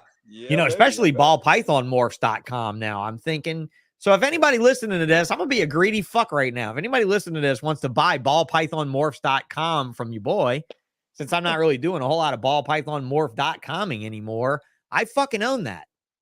Just saying. It's funny. We tried to buy. It's the name of the business is Venom Life. Yeah, gear. I know. I know the guy who owns it. Oh, Venom Life. Wow. Well, the guy here in Louisiana that you guys butted heads with the whole bunch. Yeah, Neil. Yeah, Neil. And I don't know whatever came of that. I don't know if he ever made much of a stink or whatever he did with it. But I mean, he wasn't even using it the same way. Right? No, but we've worked all that out. You've worked it out. Everything's cool. Yeah, it was never a problem really. But we tried to buy that, and it wasn't his. VENOMlife.com is not Neil's. Right. Okay. All right. I didn't We know what tried, he had. yeah, we tried That, to buy it, and a guy wanted like $3,000 for it. I'm like, nah, we'll be fine with this. No big deal. right. So anyway, we leave that seminar after that week, after just being just jacked up, I'm just like, oh, fuck yeah, boo, boo, boo, boo. And I end up putting some money into their mentorship program, because what it ends up being is that you're hooked up with somebody who has access to Damon Johns' Rolodex. Oh yeah. Yeah. And I So as mean, far as a company that you need to produce gear from, like a hat maker or an whatever, it embroidery doesn't matter. company or Whatever, right. legal, Yeah. legal Oh, parts, okay. whatever you need, it's at your fingertips. And Hmm. you can't really put a price on that, but the price they were offering it for, I jumped on. Just to have that kind of Well, mentorship. damn. Yeah, it's Yeah, pretty interesting, man. I mean, I'm not gonna lie. Jonathan Foltz did this whole thing with Dr. John DeMartini. Is his guy, is his guru guy. And I mean, John drank the fucking Kool-Aid so much that he got rid of Breeder Circle. Remember, he sold Breeder Circle right. and went off and did all that shit on his own and fucking started his own little like satellite classes and courses and shit. I've been in a room with a couple of people in chairs recently in the last 10 years, since I've been paralyzed, and there's room for that in a lot of places. There's room for motivational speaking in a lot of places, but entrepreneurial motivational speaking can get really insanely expensive. And so, how much would you think your business startup would have been like financially, doing it this way compared to just going through the old rigmaroles of being like an old school guy and doing it the old school way? I mean, was it really that costly? I mean, I have no idea. I just know, like you said, $1,000 weekend thing is not rare for these people to throw out. But it's not that you're not getting value from your $1,000. It's when they get you in the line of, oh, you need to come to this next one and the next one and the next one. That's when it gets a little insane to me. But Well, and I don't know that like, it was offered like that. They just offered courses, and okay, it was like, if you did this course, then you got a seat in this course free.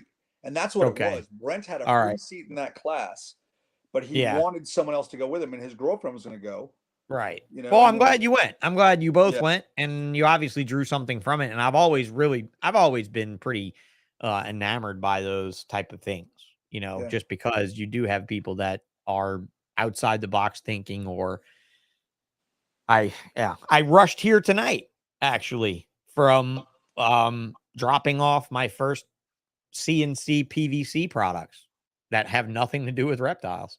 Oh, you really? know Okay, cool. and that's, yeah, oh really, right? Like I love that response. I love that response. I love the fact that I bought a fucking entire pallet of PVC behind me from a guy that's building cages in Texas, and I'm not building one product to compete with him, not one. I'm building shit for fish people. Lone Star? But yeah, Lone Star. Yeah. Yeah, I get my plastic from him, from Rob. So You and I need to talk about something then soon. yeah, Since okay. you're doing that. But anyway, Yeah, I mean, I'm doing, so my business is called Hurricane Custom, and the Hurricane Custom business was all about reptile and aquatic product innovation. So I'm working with one of the largest manufacturers of saltwater aquarium products in America, and they're right here in Louisiana. They're called Coral View. They have a controller system called Hydros that actually quite a few reptile people are already starting to use. If you think of Sensor Push, that was completely rebranded and redone just for reptile and aquarium people. It is an absolutely amazing system. And I'm making controller panel boards out of PVC oh to wow, mount cool. the controllers too. To where Yeah. if you have an aquarium, you literally have like a control panel that hangs on the side with all of your controls built into it. Wow. So, That's cool. but we're working on reptile geared stuff. So we just hired a new engineer over there, and I am in consulting with the engineering team at Coral View Hydros to develop a power bar that can do dimmable outlets, right? For proportional heat control. Dude, this is the sensor push system with power involved, also with like heating involved, not just watching your stuff, actually controlling all of your stuff. controlling your rodents, water control. I mean, dude, we can control water and rodent vessels. We can control leak sensors on the floors if your rodents chew and end up having leaks and floods and shit. We can do all kinds of stuff, and it's gearing up. And the great thing about it is the company that's selling it is not importing it from fucking China, dude, like everybody else is for controllers. They're building it right here. They built an SMT. They built a full fucking semiconductor placement machine room, an SMT line room. They built this whole SMT line room out, and they're actually making the chips here. So fuck waiting on China. So I'm pretty excited about it, and it doesn't compete with reptile people. But yeah, if you got any ideas for me, let me know. And I get lots of plastic from Rob, and you know, if you need plastic, if you need anything custom done, don't call Chris, because Chris likes to cookie cutter off the rack type thing. He don't like custom jobs, I'm sure. Well, you know, the problem with Chris is just too busy. He's too fucking busy. He is way too busy. Way He's too got busy. A lot of shit going on. Yeah, he's way too busy. You got 3 machines running 5 to 6 days a week, from what I understand. And when you talked about that, I got to tell people this story too. But and I'll go back to the Brent thing here. A too, fireman that can tell stories. How about that? Oh, dude. Hey, imagine that. Something. Hey, I think that when I die, there will be something on my tombstone that says, "Hey, did I tell you this story?" Yeah, right. Because that's how most of my sentences start. That's fine. But Chris Nettles is the reason that we have a business, because when I was just doing Get Hooked and the snake hooks, he was the one that I met at a Florida show at the I think it was one of the shows right down the road from here. One of the said, "Come with me, come to a big show." No, I said to him, "I understand you go to Tinley because my buddy Eric Erb goes to Tinley. I heard about this Tinley. Yes, indeed. Place. I've dealt with Herb forever, ever. Love Eric, and I heard about the show, and I want to go to it. I want to go to it, but I don't want REPTILETubs.com. Yep, that's Eric. But I don't want to pack up my car and drive to this place because, I haven't been on a road trip that long since I was a little kid. That scared me. But I thought, hey, if you're going there and you let me pay for your gas, and Chris jumped on it like, I don't need you to pay you didn't pay for that gas. I want you to drive. He says, I want to switch off driving with somebody. Yeah. Because back then he had it was just him and Brian. Brian, right. Yeah. Not the Brian now, the other Brian. How he keeps finding Brian. Yeah. That's like what, Brian, the 3rd or the 4th Brian he's on now? I don't even know. Brian's like, that Brian was like 6'2", 6'3". Yeah, he was a tall motherfucker. Monster of a guy. But that dude slept in the back seat of that truck the entire way. Time. Yeah. And not that he wouldn't drive, because Brian would drive, but Chris just wanted someone else in there. Hey, you're not costing me anything. And I buy Chris meals. That's my thing. I want to do something for him. Not you want to pitch in. You want to do your part. Yeah, sure. Yeah. So I drive at night. I drive from 2 o'clock in the morning to 8 or 9 o'clock in the morning. The worst time ever. But it's that's what I do for them, and he really appreciates it. At least I think he does. But without Chris Nettles, dude, I don't think our business would be near what it is now, because we were able to get the exposure out there. I was able to go to these shows and meet. So I met you. Yeah, right. Exactly. And my Get Hooked snake hook that I have right here. There it is. That I bought at the Tinley Park auction, not from this fucker right here in the show. But there it is. Get Hooked in the camouflage Golf Pride. Still has the sticker on it. Snakes. Huh? The one I don't use for snakes. That's right.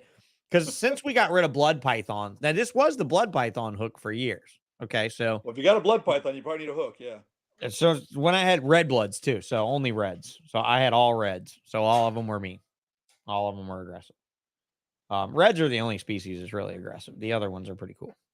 Reds are naturally like, get the fuck up. The people and shit in Malaysia must be awful compared to Sumatra and Borneo. So I got off the topic of Brent, but I'll go back to Brent. Oh yeah, go back to Brent. So anyway, this is 2014. I'm actually doing I don't know if you're aware of this, but in Florida, you have to have a license to keep. Yeah, you're venomous. You had to do your 1,000 hours or however many hours of, if you take a education test, and if you take a test from FWC, you can knock that 1,000 hours down to 500. Right. Which is what I did. I went there and took the test, and I was able to get it down to 500. So I only had 500 hours, but 500 hours, that took me 2 years to get. Yeah. one day Yeah, a I week know it for takes a 2 while. years. Paul McIntyre talked about that a little bit on our very first show here. Yeah. On Ballsh this time around because he did it all. So Yeah. So Carl Barden, for those of you that know Carl Barden, Venom interviews. He owns a place here 30 minutes away from me called the Reptile Discovery Center. His lab is Med Toxin Labs. What's the name? Nathaniel Frank, his lab is M Toxins. Carl's is Med Toxins. So don't get those two confused. But anyway, Carl and I have known each other since I was 17 years old. Carl worked at the Central Florida Zoo, and I met him there. And Carl's only a couple years older than me too, which was so funny because Carl was a pilot. He was a pilot for Delta, left the zoo industry, but always wanted to do venomous. Always wanted to open up a venom lab and do venom extraction and shit like that. So anyway, I've known him commercial flying can get him the money to do that. Those the boys well, make he did. good money. He had his little pension, well, not pension. I think he had a 401k or whatever. But yeah, 401k. That's what he got. Boys. That's what he used all that money for. So he bought a house and all that. But anyway, I was teaching classes on envenomations. When everybody at the fire department found out I knew something about envenomations and venom and stuff, because nobody, I mean, if you're in the EMS world, unless you're living somewhere like maybe California or Arizona, where the incidence of envenomations is probably very high incidences, maybe. Right. Yeah, because even in West Texas, you got nobody living around there that's even bounding around in the woods to even get bit by shit. So right, but it's may pretty actually uninhabited. know something. I mean, people here knew nothing. People that I worked with were like, well, don't you do this and don't you do that? And the only hospital that carries antivenom is this hospital. I'm like, no. You guys shut the fuck up. You don't know what the hell you're talking about. Right. So when I started talking about these things and educating people, it all of a sudden became a hot topic. And I was put in the limelight of, hey, you go to this seminar, you go to that, you go to that. And that's how I ended up meeting Lisa Wood and Jeff Fobb and Scott Mullen, from Venom One. And I started like teaching classes about envenomations here. Oh, and you had already had the perfect background for it. So what better person to do that than you? Yeah, and I was teaching to schools. I was teaching to basically to hospitals. I had ER groups that I did talks for. Duke Energy, these guys were getting bit by stuff left and right. They had me come in and do like identification talks and stuff like that. It was crazy. Yeah, you'd think these guys would get a field guide and learn like the 5 fucking things that they need to know. Yeah. Be like, dude, you're in North America. This is the safest place in the world to be around hot shit because the rules are all apply. You can just give somebody 3 basic rules: vertical pupils and spade-shaped head and red touches yellow, and you're fucking all right. Like, what's your problem? Like, how come you can't fucking operate that? I mean, there's no better place on the map. Go to Central America and there's coral snakes where red touches black, and there's all kind of crazy shit, and it don't even get me started on Africa and Australia. Fuck. I mean, you don't know a good snake from a bad snake in those fucking places, to be honest. I mean, the goddamn green mamba looks about as harmless as fuck. Nobody would ever fuck with a gaboon viper, but a green mamba would be like, oh, look at a pretty green snake up in a tree, not knowing it's fast and smart. It's the velociraptor with a fucking intelligence, I mean, but really, like, I'm kind of a pussy non-venomous snake keeper, bro. Like, really, you're making me look bad over here. Like, I feel like a pussy. That's it, Sean. Even Mike's monitors had lizards that could bite his fingers off, and Jake Klotzby, in the size of a door, had retics that could still kill his fat ass. But me, I'm not in danger of any of my reptiles. My reptiles could all get out right now, and not one of them can do a fucking thing to me. My wheelchair could kill every one of them. But again, Sean, I'm not an adrenaline guy. I don't care. No, I know. I'm not an adrenaline guy either. That's probably why, I'm not one of these guys on YouTube, like, they're bringing the snakes out. I like my fingers. I like my blood chemistry. I like, everything. I like my nerves. Yeah. Look, Carl's awesome. What's up, Chris? Y'all get yourself a tub puller from this man. Yeah, the tub puller. You know how many of you ball python people could not get bit on feeding day, opening your fucking tubs as a tub puller? But I mean, really, like, lives downstream from us. So I got to tell a story about this one. That tub puller was a guy named George MD. If everybody knows George MD. Yeah, of course. George isn't very big. He's like George is a small guy. George is a small man. George is a small man for this tool, and he says, "Can you make it?"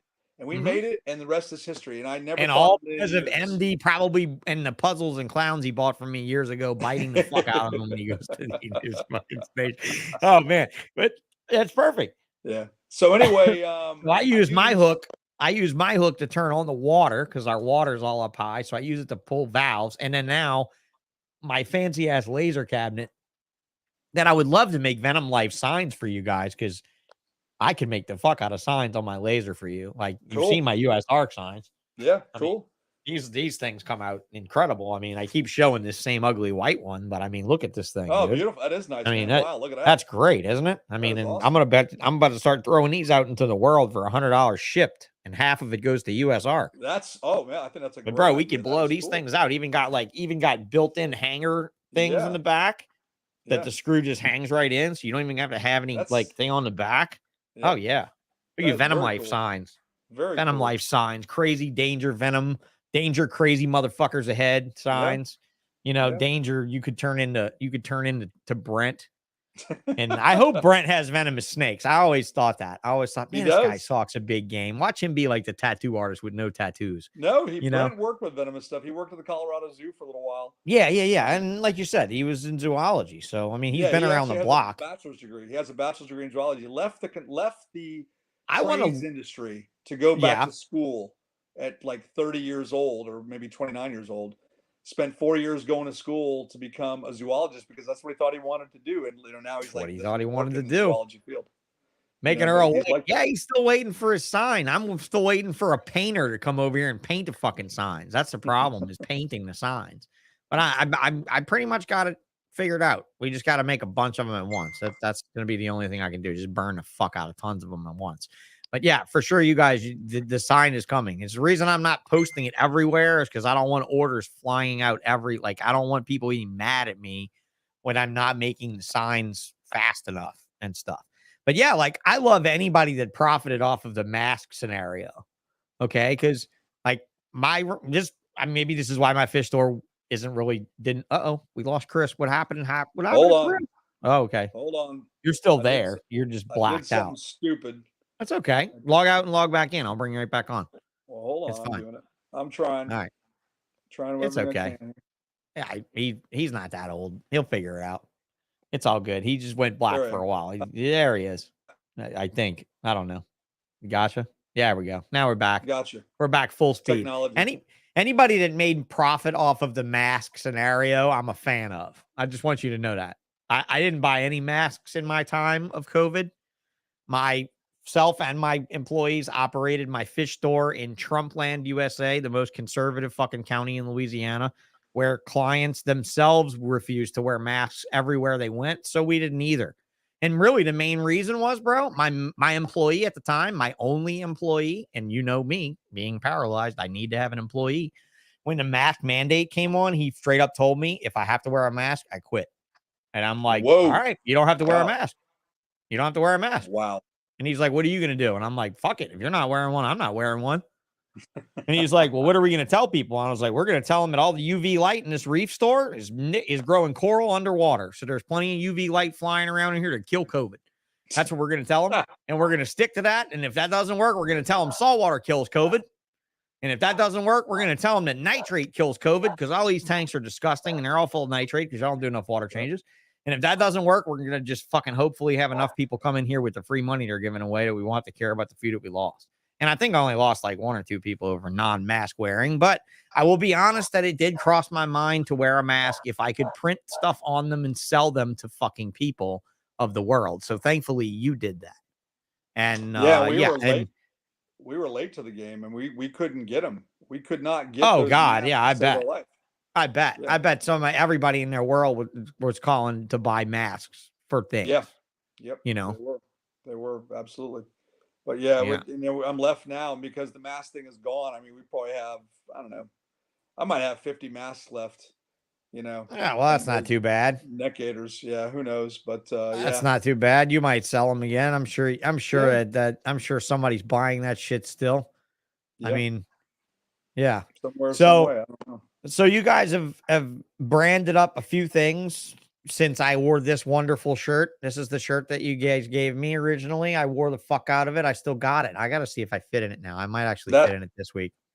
There's a green military shirt like that one. Oh God, dude. You remember when I did military green and black Ballsh shirts? They sold out so fast. Every one of you t-shirt making motherfuckers came out with a fucking military green on black That one shirt after I did that.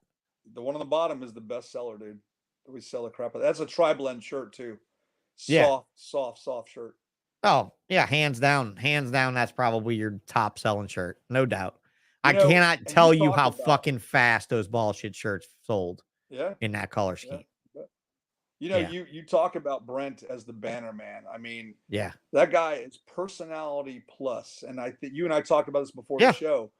You know, he and I are just two totally different people when it comes to our personalities. I can talk. Like, this but is he not your has the bag, right? charisma. He has the You know, charisma. He has the Yeah. charisma behind it. there's You know, no and that's doubt. why I definitely kind of made him the face of Venom Life. But it was kind of weird because people would walk up to me and he goes, you know, hey, I'm looking for Brent. Okay, well, can I help you with something? I need to ask him some questions about this stuff. Well, you know, dude, I did put all the money out for this thing, so you know, maybe you want to Yeah. talk to me too. You know, it's Like I'm saying, talk to the king or the banner man, either one. Hey, man, it's good to be the king. It's good to be the so king. it's kind of funny. Kind of. It's funny. good to be the king. But Brent and I, you know, we met when we were at a conference, Venom Week. I'm sorry, not Venom Week. Biology of the Pit Vipers in Mhm. Tulsa, Oklahoma, in 2014. That's when we first met. And I was talking about it before. I was doing my hours with Carl, and I went out there to this conference just because, you know, it had something to do with envenomations and stuff like that. And so I wanted to get involved more. And I went out there, and Brent was in the middle of getting his degree, and we met. And it wasn't really like we developed a friendship then. I mean, obviously we were hanging out, but it wasn't like we were, you know, two souls met and we're just gonna, you know, be this great team. It wasn't until later that he saw me actually making snake hooks, and he reached out to me and said, you know, I got a bunch of people that I'm friends with in all these different groups that I'm part of, you know, all these different zoology groups and things. He said, I bet I could sell a bunch of these things for you. So I'm, you know, in the back of my mind, I'm going, do I really want to cross this line? Do I really want to start making snake hooks as a business? Yeah, I think when we first met, you said something about, look, I'm retired. All right. Yeah. I'm retired and I'm enjoying it. And I'm really, or maybe you were saying you were looking forward to retirement and you were getting close, plans. right? Yeah, you were just like, I'm almost there and I'm gonna just fucking go fishing and, you know, fuck the wife every now and then and watch some Jeopardy and fucking no. This sounds like too much work for me. You know what I mean? It sounds like too much work for me. Absolutely. So, I mean, I'm glad you guys met because something cool was born and it's made for cool wearables for the rest of us, as well as some neat cage cleaning and, you know, maintenance tools like hooks and, you know, tub pullers for little George MD. Don't tell him your little George. Oh, man. When I met him, I'm like, damn, dude, small guy. But, I love George. Because dude, when I got paralyzed, my body went all the way down to like 117 pounds in the hospital at the worst, right? And I remember the physical therapist when they first came to get me to sit up for the first time after I broke my back. And I had been laying down flat with a weakening heart for over a month. And they went to pull on me, and they pulled on me like way harder than I think they thought they needed to. And then the one girl, as soon as I popped up, she said, you are really a small man. And I was like, thank you. I appreciate that. And I was just like, how do I find a compliment in this? This like 5-foot physical therapist then just yanked my dead, rotten torso. I mean, dude, I'm pretty sure the fucking zombies on Walking Dead don't weigh as much when half their guts rotted out and shit. You know what I mean? I was 140 pounds when I got hurt. I was 117 pounds that day. And she says, you are a really small man. And when I met George, I was like, damn. All right. Really small man. Because you know what? I was really skinny that day. He's a really small man. And then wait for this. Then I went to well, this is before I met George. My very first Reptile Expo back was Arlington, and I met Tracy again in a wheelchair. And the first words Tracy Barker said to me was, I'm so glad I'm not the shortest ball python breeder anymore. Oh my God. That is and I'm like, I'm so glad you made a fucking joke like that, Tracy, because it would really be hurt my feelings if you didn't pick on me at this point, you know? Because it's really, I was great. I'm so happy I'm not the shortest ball python breeder anymore because Tracy's like 4'8" or some shit and getting old. So she's shrinking. You know, shrinking, she deserves that, right? And the next time I go to a show and she's shorter than me, though, you better believe that bitch is gonna hear it. You know, So yeah, man. So venomous snakes have it taken you to any real keeping and breeding like echelons aside from being a teacher about venomous snakes? So going back to me taking the hours and stuff through Carl, I had to take them so I could keep venomous snakes to bring with me to these talks that I was giving. Okay. So it And was just so I basically a actually had a means to rack, an end at that point to do the right? And I had educational this shows. custom rack. Yeah, I had a custom rack system built for me that I could put in my what is now my kids' bathroom. But I literally had a rack system built to hold. I don't even remember. I think it was 3 bins wide.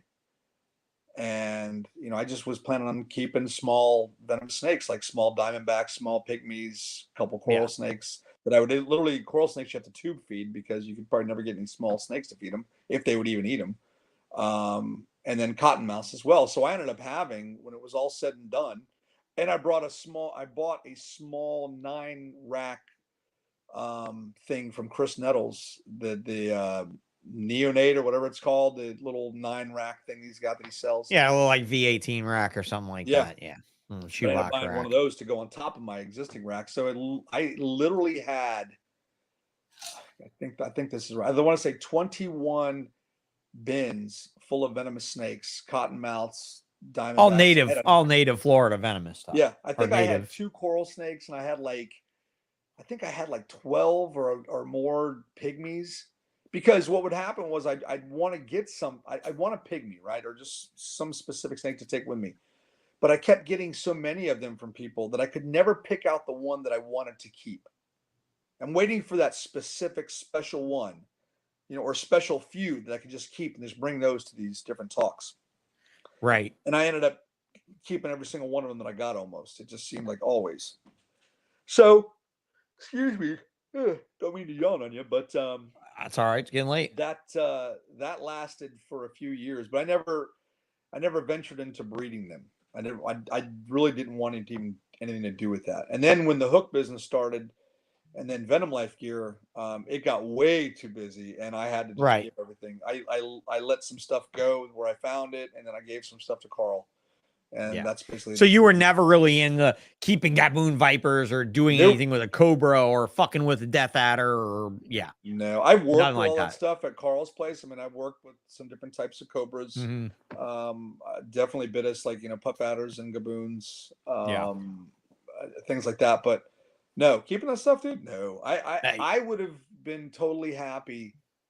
Just going there and getting my 500 hours and I did. That's all. That's really and it's spectacular in its own right, right? So like, I love the fact that hey, Earl said that Sean, look at your phone. I sent you a text, bro. I'm in Folsom at my studio. My fucking phone doesn't even work in this room.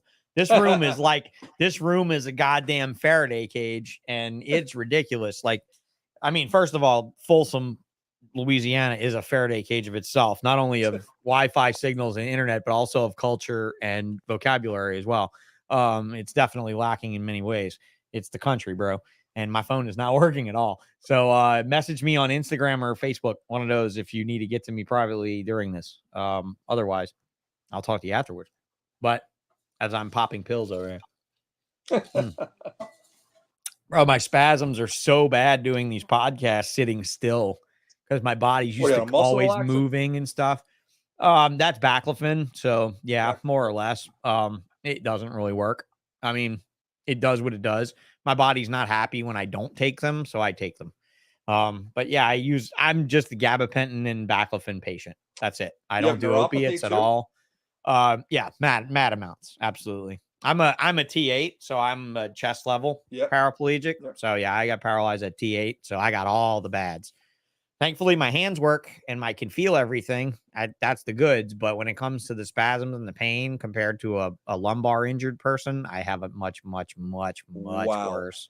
I'm so sorry. It seems it is what it is, bro. I mean, I'm not a cervical patient. You know what I mean? Like I'm a thoracic patient, and where I am in the barometer is not the worst and not the best. I'm kind of the middle of the road guy, and I'm fine being the middle of the road guy, because for every rehab hospital, there is a guy on one end that's doing better than a woman in the other end that's doing worse than a kid in the middle. And when you're in one of these rooms and you're in with people that have different injuries than you and different challenges than you, I think it truly puts perspective on a thing. I think firefighting probably does a very similar perspective sort of thing when you get Sure. to see people in their absolute worst moments of life, and you get to understand when some people are never going to come out of it. And sometimes when you're looking at the guy across the aisle from you and he can't move his hands and you have one child and he has 7, and you're like, oh fuck. This makes me think about things a little bit, you know? So look, perspective wise has a lot to do with it. I think we're both here. You may miss me, but I'm still on planet Earth, thankfully, as are you, seemingly healthy and doing well. I'm very thankful you came on this show. Thank you for doing it. Thank you for doing it without the insulation of Brent. You know, we don't have Brent Insulator here. And I would love to talk to you both or him by himself about his own endeavors and his own experience.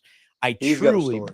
believe he has a story. Oh, yeah. Absolutely. And I think it would be great. And I think his charisma would be fabulous. So, and you know, Gilly's pissed that you didn't come and see her in Arlington, but that's whatever. She had, you know what I have to say about that? You didn't go see them. They were too busy doing business, girl. You were there trying to So, represent the non-prof. The I non-prof know- gets to walk around the room and gather money. The non-prof doesn't get to do that. I know there's probably a lot of people wondering what's going on with us because we're not going to Tinley either. But Yeah, what's going on with you? we just 'Cause I had, did- well, I'll tell you what happened for the longest time, and we're just kind of playing. Well, I shouldn't even say that really. It's not totally accurate, but That's the thing. Yeah, this is for what the Earl wanted to longest text time, me. dude. What Earl wanted to text me. Oh, there you go. Yeah, yeah. Brent, Ren, and Earl. That's it. Brent, Ren, and Earl all got gotta Venom get Life mine. tattoos. Yes, I'm too much indeed. of a pussy to get mine. I haven't got mine yet. What? You better go get one. I Can't know. you can't be outdone by little Ren. I know. Can't I be know. outdone by that hard hitting motherfucker over there. You He's know. got so many tattoos. Oh my Oh god. God, she could drive a nail in with her bare hand, bro. Come on. I bet it's hard. But anyway, She's the best. we had, Ren is the best. after COVID, Sean, we had a real problem getting stuff to make hooks with. I mean, well, first of all, we had a supplier of shafts that we were and the shafts that we were using were specifically made for what are called belly putters. Mm-hmm. And so they're a beefier shaft and they were perfect. I mean, people say, well, why do you use golf shafts? Because the ones we used were perfect for a snake hook. I mean, they were just the right weight. Yeah, why would you try to reinvent the wheel, right? Yeah, like because why would people you think try of to that. People manufacture think your it's own like pole? cheap.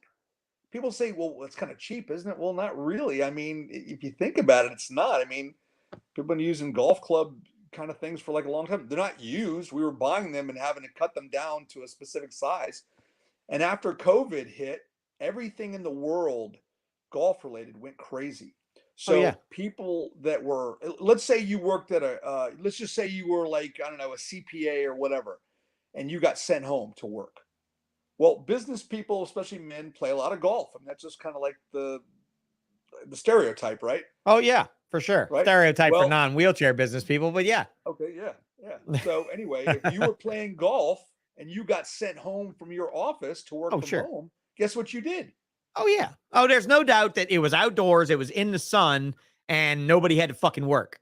Right. And you got free money. Yeah. So it was like Caddyshack sponsored. Caddyshack and God sponsored you to fucking play golf. So you were playing way more golf than you did before, and if you didn't play golf, you took up golf. So the golf industry went out of its mind. But the problem is that there was no one overseas making products to bring over here to sell to people. So what? And the result of all of this is the 19th hole popping up fucking everywhere with video game golf bars. Just saying. Yeah. Like that. Now that can be a thing again, every fucking 1,200 square foot strip mall in rural suburban America has a fucking electronic golf bar in it now. Yeah. But because now nobody wants to play golf because who wants to go outside in the sun and enjoy the world? You know what I mean? It was the only thing we had to do when it was COVID. It was the only thing we could do when it was COVID. But when all this was going down and people couldn't get stuff from China, people had to kind of like look at different options. And one of the options was the company that we were buying the shafts we used There he goes looking. again.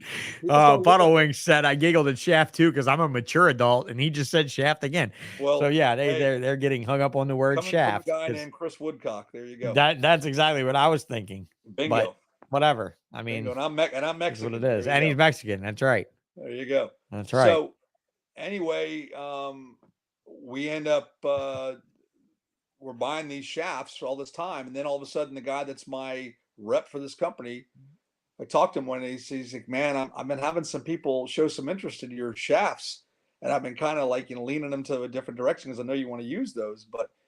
Dude, you may want to consider buying the rest of what we have, which at the time was like 2,200 left. We knew at some point we were going to have to go to China and have our own made, but we were waiting it out because these were still available to us. And that's what's going on. Well, so fast forward 2 weeks later, and I go to make an order to buy all of them. And my rep says, "Dude, I'm so sorry. One of my colleagues sold every single one of them to a guy last week. Oh, and I didn't even know about it until today." So anyway, we were left kind of high and dry. Now, I was finding shafts here and there off Amazon and eBay. I could find them here and there, but I mean, a dozen. 15. Yeah, it's not enough to build a product line on, though. No, not at all. And No. it was enough for us to go to shows with, but we were putting everything out of stock on our website. We had tons of stuff that was just out of stock. Can't make it. I don't know what to tell you. And anyway, at that point I contacted the people that we knew in China. Like, that's one guy is my rep for a grip that we use. Their sister company is based out of Taiwan, so I contact those people because we'd already talked about them making our shafts, and they're like, "Dude, we're out of business right now. We are shut down because of this COVID thing. No one's making anything, right? So you're going to have to wait until things get ramped up." Well, then all of a sudden things start getting ramped up and we start talking to them again. And the guy's like, "Listen, we can do it, but it's going to be like 8 to 9 months out, maybe more." And I'm like, "You're kidding me." He says, "No." He says, we're catching up on stuff that we've missed. You're late to the game right now. Yeah. And so I'm like, "Okay, well, we want this custom." No, we're not doing anything custom right now. No. We've got tooling for stuff that we've made for years. If you want something like that, we'll do it but we're not doing anything custom. And I'm like, "God dang it." So anyway, him hawed around. They finally found something for us, but they say, "Okay, fine, we'll do it, but you're looking at 8 to 9 months or more out." Well, that was July of 2021. Okay. Last summer. July of 2022 is when I finally got a phone call from someone saying, "Hey, we're making them. We'll have them made for you in another month. No problem." Okay. So finally they're able to do it, but at the same time, it's just this one specific shaft, and I'm not real happy with it. It's okay, but it's not what we had. It's a get by, but it's not in a time of getting by anymore. Now we're post this bullshit. Right. Inflation has gone down. Shipping is well, the inflation hasn't gone down. Shipping is going down. Shipping is definitely going down. Yes. But not nearly enough and not nearly fast enough. Folks out there that don't understand the way the fucking world works and everything that you use that comes from overseas in a container. A container was costing my boy here in Louisiana with that big coral company I was talking about. He brings in probably 6 to 8 containers a week. And these containers were coming in at $6,500 to $7,000 in 2019, late 2019, early 2020. Doubled. No. $27,000 per container was the height in 2021, the highest point in 2021 or early 2022. This year, early in the year, the highest point containers were 26,700 and something to land. That were $6,500 just a couple of years ago. Well, and man, he just landed last week's containers for $19,000 to $20,000 per container. Sean, I was complaining about the price they gave me for my shipping. Oh, yeah. $2 a piece per shaft. Per shaft. And I thought that was bad. Thousands and thousands of shafts. Right. Now, I'll be honest and say that, container shipping, there's a lot that goes into it, right? Because, I mean, you got the Trump tax, then you got the regular taxes, then you got this guy moving it, and you got the wharf fees, and you got, I mean, dude, there's a lot that adds into that. Yeah. You know, I mean, hell, I've been talking to these Chinese folks about CNC machines for the better part of 3 years now, because I'm not going to go buy one from fucking Laguna, you know, like Rob did. I mean, Rob, by all means, Rob can do it. I can't do it. I can't go to Laguna and buy a $45,000 machine from Texas. I can't do that. But I'll buy a fucking Omni from China for fucking 10 grand. I think I'll probably land it for like another 7,500 to 8 grand. So I got maybe 18 grand in it. It's the same machine. 7-tool changer, same deal. It just hasn't been painted. Don't you know the guy that does CNC machines there in Louisiana, the guy that Chris Nettles uses? He got a divorce and moved up to like fucking Georgia or something. He moved away. He moved away. Chris's CNC guy moved away. And right now, since COVID, he stopped doing machines because of the cost of bringing them in.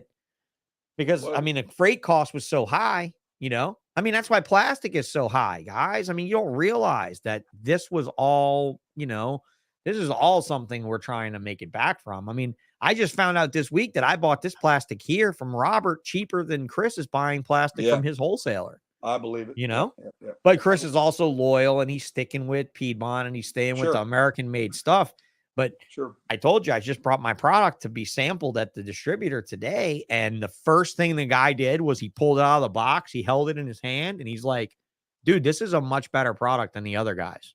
And I was like, I know, because the other guy's using the same plastic that Chris has been using, the same Sintra foam core American plastic. I mean, he's in Canada, but the manufacturer's in Canada, but he's using the same stuff. It's brittle. It snaps easier than this shit from China that Rob got.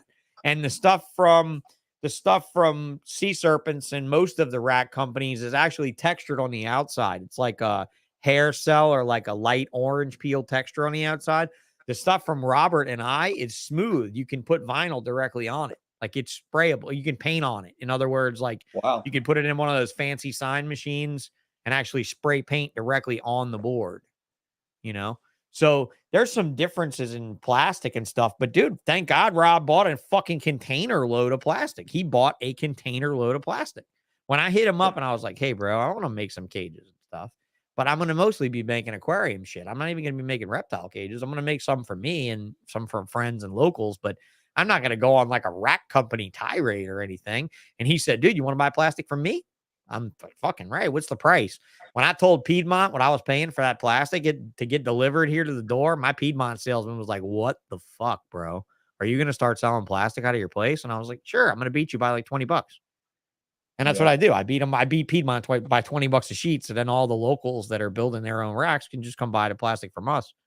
And we're getting all that, you know, we're doing all that instead of, because the plastic is definitely a bit of a thicker, heavier duty plastic. It's actually like 0.5. And I think the other shit's like 0.47 or an 8. There's definitely a difference, right? Like there's a difference in the product. And now with the machines, I would have loved to have gotten to know that guy while he was here in Baton Rouge. But he, like I said, he moved away and he's not building them. But see, what's the problem with me doing the same thing he did? All he's doing is importing a Chinese machine and putting a couple American labels on it and making an American book, instruction book. My router, I've been fighting with China for 2 months on to get straight. And we fought through it together and we got that fucker straight, you know? Cool. And it's and I don't have a problem with dealing with them either. It's just the time and the expense of freight, you know? Yep. So, all right, brother, it's getting late. With that being said, you know, it still surprises me. We tried for the longest time to keep our prices down on this stuff. Like we were just kind of, you know, we weren't raising prices initially because we're like, you know, it's going to end. It's going to stop. You know, we're not going to worry about it. We'll eat it for now. We're not going to worry about it. You can't do that with this kind of expense, bro. Not this expense. This is a pass it on to everybody expense. Sadly, this is a pass it down the line expense, you know? Yeah, but people understand that. That's what's so great about it. People understand that, you know, we're not trying to rape you. It's just what happened in the world. Yeah, you know, absolutely. Well, here you go. I mean, they're piping up in a private chat. Will's Hella Heat says I was paying $68 for 1/2-inch PVC 4x8 sheet. Now I think it's $110 a sheet. Will, I was paying $90 a sheet at Piedmont, and now it's $170 at Piedmont, which is absolutely insane. C-SERPENTS says it's $100 for 5/8. That's fucking steal. I don't know where the fuck you live, but you live at a port of entry for that product, though, or some major companies bringing it in there for construction. But that's the thing. When I asked Chris the other day, when I gave him, you might have even been in a call. Well, no, you didn't go with him this time, huh? You didn't go to Arlington. That's what you said. I called him. I can't ever get Chris on the phone because I don't live in Florida like you. I'm not special like you. I don't know. He sponsored my podcast, but I'm not special enough to get him on the phone. So I always call him and he's not answering the phone. So I thought, you know what? It's Thursday. I bet that motherfucker's in the car. I bet he's driving to Arlington. And I called him last Thursday or whatever the Thursday before Arlington was. And he told me, he's like, man, this is what I'm paying. And I'm like, fuck me, man. You should be getting it cheaper than that. But at the same time, if he wants to use what he wants to use, and it's that consistent stuff. And to be honest, I kind of like the textured face stuff a little better, but not for what I'm going to do with the aquarium shit with it. Sure. We're going to laminate it with decals and put light up LED fucking acrylic all over it and make it look like a gaming computer for your aquarium, you know? Right. But yeah, man, it's been great having you on. I know it's late there. It's getting late here.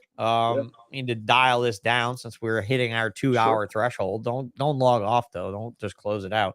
Just sit by while I close out the show. But man, I loved having you on. There's Well, thank you very more much. information really that comes out of that head of yours than I thought we were going to get to. And I love the fact that we were able to talk to a Venom guy about native Venom stuff and not about the crazy Venom stuff. So that means I can get somebody else on Off Topic Tuesday that does insanely crazy Venom stuff. Maybe you and Brent can give me some suggestions. You know what I was listening to last night? What's that? The guys from God dang it, James and I just had a total brain fart. Oh my God, I cannot believe I cannot come up with his name. The guys from Herpetological podcast. Oh yeah, I don't know those guys at all, so I can't have their names. God dang it, I can't. Sorry. The guy's been to my house. I'm so sorry if he's watching. That's all right. That's fine. He's not watching. That's all right. They had on Nathaniel Frank last night talking about Atract aspis, which is the mole viper or stiletto snakes. Mm-hmm. You know, keeping and breeding those things, and and venomations by those things. You know what those are? You know what they are? Yeah. The little side fang snakes. Yep, side fang snakes. My employee told me all about them once, and they're very interesting and creepy. Yeah, talk about at the same so time. Oddball. Yeah, something that can just swing its head and envenomate you. Yep. That's wild. Yep. Wild. Absolutely. That's absolutely wild. I mean, they were talking about that last night. I also don't really. I mean, I see the allure, and Gilly said there's no antivenom for them, right?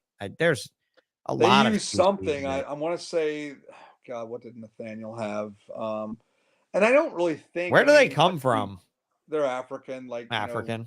Why do you want to go to that continent if you're not from there? Yeah. I don't mean from there in a way of your ethnic heritage either. I mean from there as if you fucking lived there at one point in your life.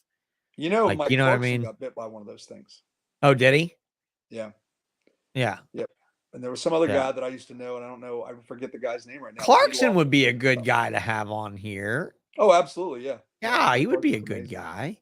God, you talk about a damn life of herpetoculture. That guy, or all that dude does is globetrot. He can't wait to go describe herps on Mars. He's seen everything here. He's like done that. Yeah, we were trying to make a hook for him. We were trying to make the Mike Clarkson Signature Series hook, but the problem we had was that the guy, and it was Mike Clarkson's favorite snake is a yellow-bellied sea snake. Okay. It used to be Pelamis. It's something else now. The genus has changed, but whatever, dude. That's a bunch of young scientists that all need to make names for themselves. Good night, Earl. Yeah. We're about to round it out. Night, so you're not going to miss much. Y'all take care. See you, Red. So anyway, we were trying to get these things made, and it was a specific, 27-inch was the size he uses because he puts it in a suitcase. Right. But it's made, the hook is actually made to be more like an elapid type hook, a more narrower faced opening hook and deeper. But the idea was that you could take it with you anywhere in the world and use it for all different kinds of herping. That's what Mike Clarkson wanted out of his hook. Sean Bradley's got the perfect hook. Sean Bradley's hook is this camouflage one right here that puts this green screen right here up and down. Yeah, and it puts the laser lid up and down and turns the water on for the snakies can drink. Snakies don't drink without my get hooked hook. Get hooked hook in the paraplegic. The fucking water nozzles are all The water valves are all 7.5 feet off the ground, just like the electrical outlets. Oh, wow. Yeah. Oh, it's fucking insulting as fuck the way this place was built. After I broke my back, I come in here and I'm like, oh, Sean, you really built this place for you. Oh, yeah, you really did you a number. I literally have one. This is a 52 by 50 foot building. I have one outlet amongst 75 that I can reach. Oh, wow. One. That's one. crazy. Because, yeah, but dude, I'm like, all my snake racks have thermostats on the top of them. All the thermostats need to plug in over the racks, so I don't have to move racks to plug shit in. Everything is beautiful. When the inspectors came to close out my permits on the place, they looked around at all these outlets and they're like, "What the fuck are you going to do with this place?" And I was like, "I'm going to have the most awesome wood shop ever." And they were like, "I fucking believe it. I wish I would have done this in my wood shop." I have an outlet every 6 feet on every wall in this building, 7 feet off the ground. I wish I had that in my shop. That would have been great. Yeah. Yeah. It's a full out, all panels, full, all breakers, some of them piggybacked.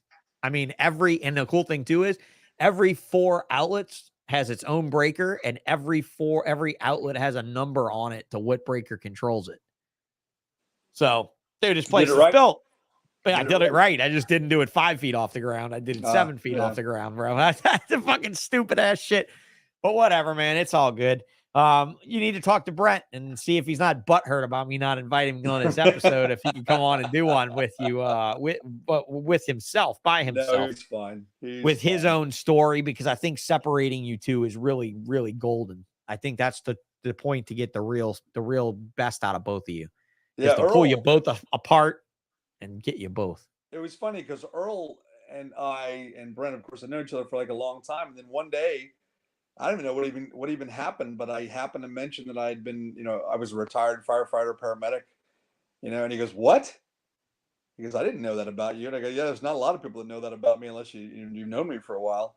And he's like, "Man, I got this guy that I know that does a podcast. He needs to talk to you." And I was expecting that phone call, but I never got that phone call. So yeah. Now, who was that? I don't remember. That was like over a couple of years ago. Really? Yeah. Huh. But Okay. do you know who was a firefighter that was a big name in herpetoculture? I know Bob Applegate. Oh yeah. Yeah. He was a battalion chief. Yeah. Yeah. Bob Applegate, one of my least favorite old dogs. Dude, I met him in 1997. I called him up, cold called him and said, "Hey, my name is Chris Woodcock, firefighter paramedic in Florida.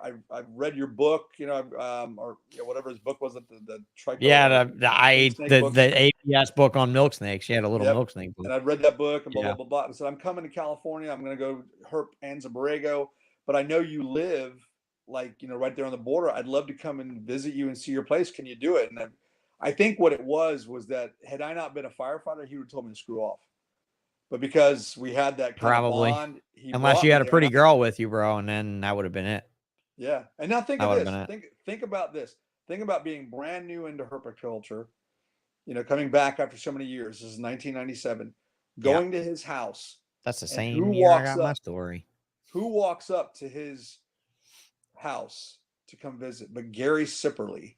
Oh, there you go. So you had reptile royalty in the house there. Yeah. And you'd have that around guys like him, especially in the California desert, living like he lives, but and stuff like that. But I don't know these people, and it's like rock stars. They're no, I mean, and people that are watching this don't even know who Sipperly is. I mean, most of them know who Applegate is. Yeah. Just because it's been pop culture referenced enough times at auctions with pictures of him drunk in his underwear, passed out in his fucking horse stall, or that is Bob Applegate. Yeah, that's him. So funny. I mean, my story of Bob is that I was a fan like you. I had read his book like you.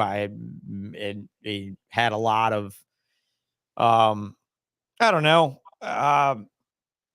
fanboyness, I guess, when it came to some of the reptile guys from that time period. And I heard he was going to be at a San Mateo reptile show.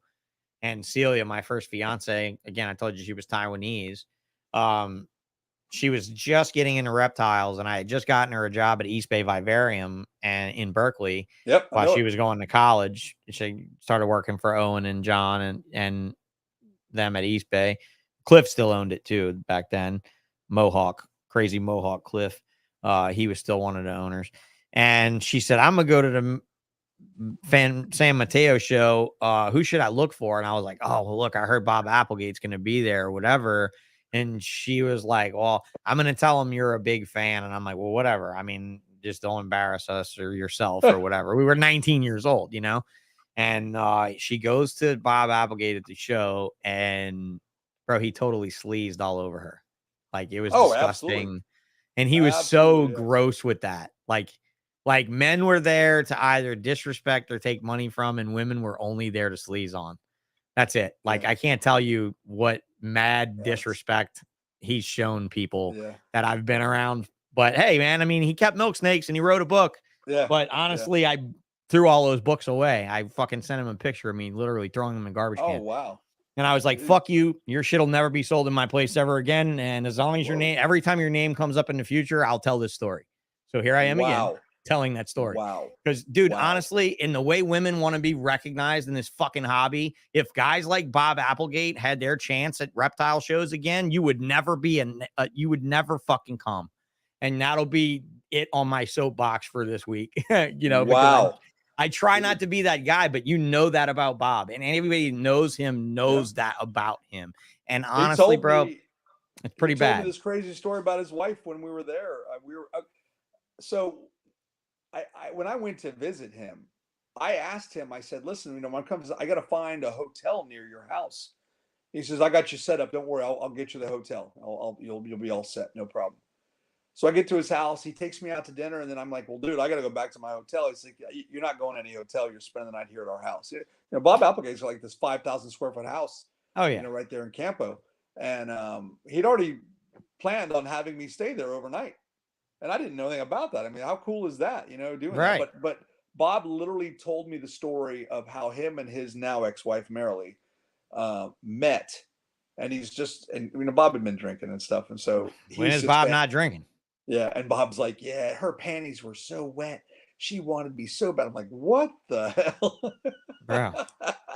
I have been to reptile shows in Tinley where he was drunk and turned to a man and asked that man's wife to expose herself to him right there on the spot. And that woman did that. Oh, wow. And I lost respect for all of those people right then. Wow. So you know what? Not the place. Not the place at all. Not the place anymore. It's just not the place. I mean, we gotta, and you know, I'm battling with my Friday show this week because I don't have a guest, dude, because it's Tinley Friday. How do you fucking reach out for a podcast guest on Tinley fucking Friday night? I'm hoping to have either Sal Gomez from Gomez Pythons or the women from the Holdback Rack podcast on. I would really love to have them on because these two have this little podcast called the Holdback Rack podcast, and they're reptile sailors. Okay. So they curse and they fucking talk about shit and farts, and they're both moms, and they both, sometimes they're in this chat room while we're having this show. And I really have come to enjoy what they've done. And I like it. I like seeing it. And I am pro woman forward in the hobby, and not from a perspective of, look at her tits, how great they look. Oh, our tits look great in that shirt. And you know what? If you're selling a shirt for tits to look great in, that's wonderful. I think that's great for you. And I hope you sell lots of those tit loving shirts. But for me, it's just not my style, man. It's just not the way I roll. I think when I did make a woman's shirt, I felt so bad that women everywhere told me that they had to use it as an overshirt. I'm like, damn, that's fucking awful. And they were like, but it's the most comfortable shirt I wear to bed. And then one guy was like, dude, you wouldn't believe this. I don't even know why I'm admitting this to you, but my wife wore your shirt while we fucked last night. And I'm like, I love that you admitted that to me. And you swole my ego up more than it needed to be swole. Thank you very much for the input.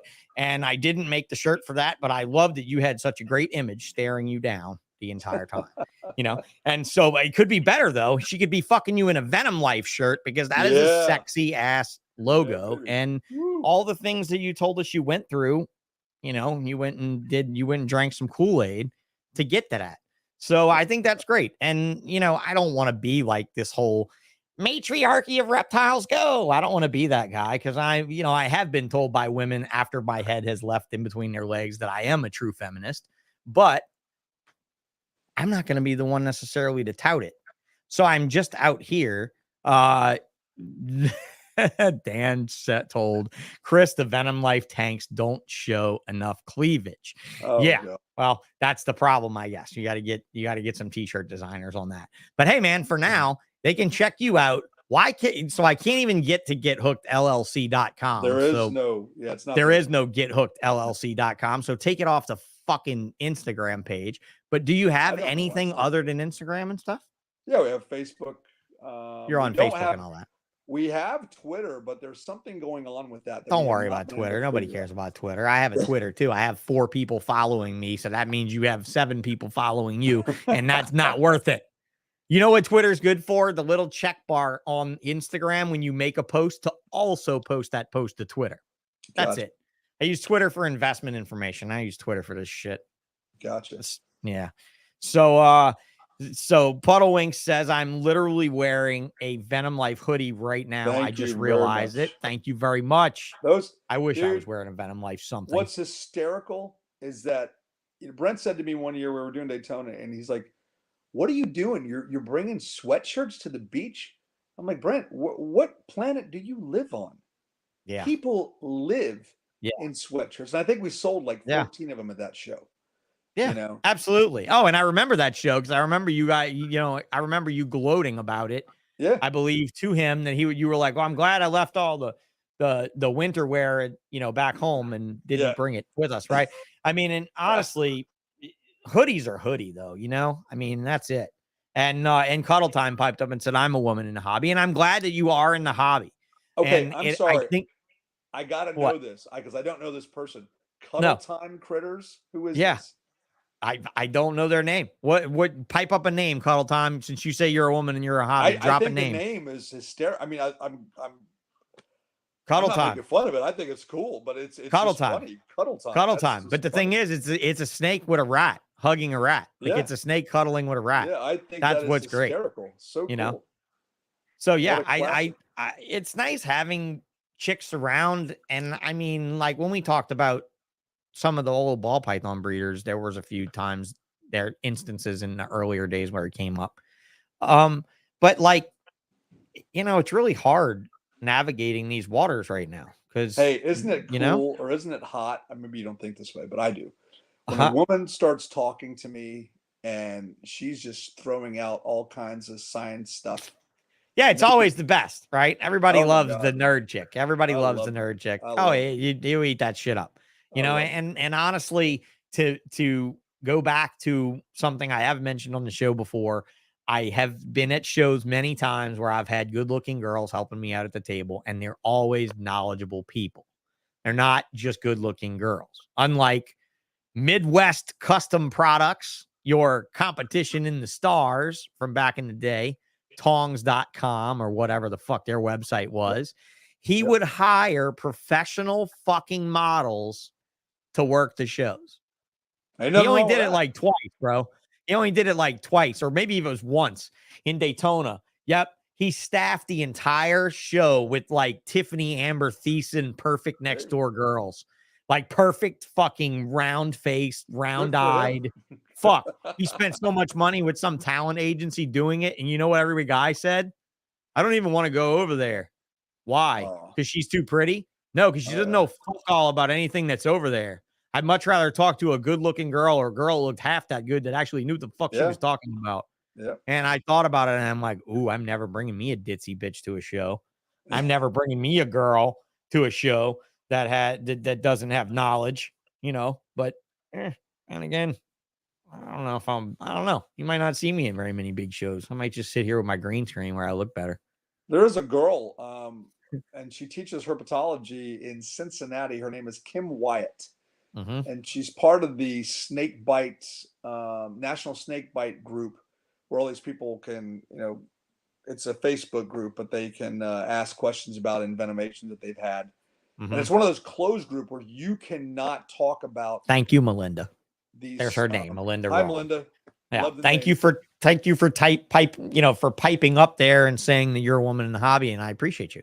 And the Cuddle Time logo reminds me of Wayne Hill's Easter Expo in Jacksonville. He had an Easter weekend expo on Easter weekend in the year 2000 and Easter weekend in the year 2001. And the logo, the t-shirts was the Easter bunny being wrapped up by a snake. Oh, wow. Yeah, it was interesting. It was interesting. It was a terrible show. It was fucking horrible. That's where I met Amir. I met Amir at that show. The very first time I ever met Amir. I know who he is, but I've never met him. Yeah, you know. Yeah, you know. XYZ Reptiles now. Fuck, it was.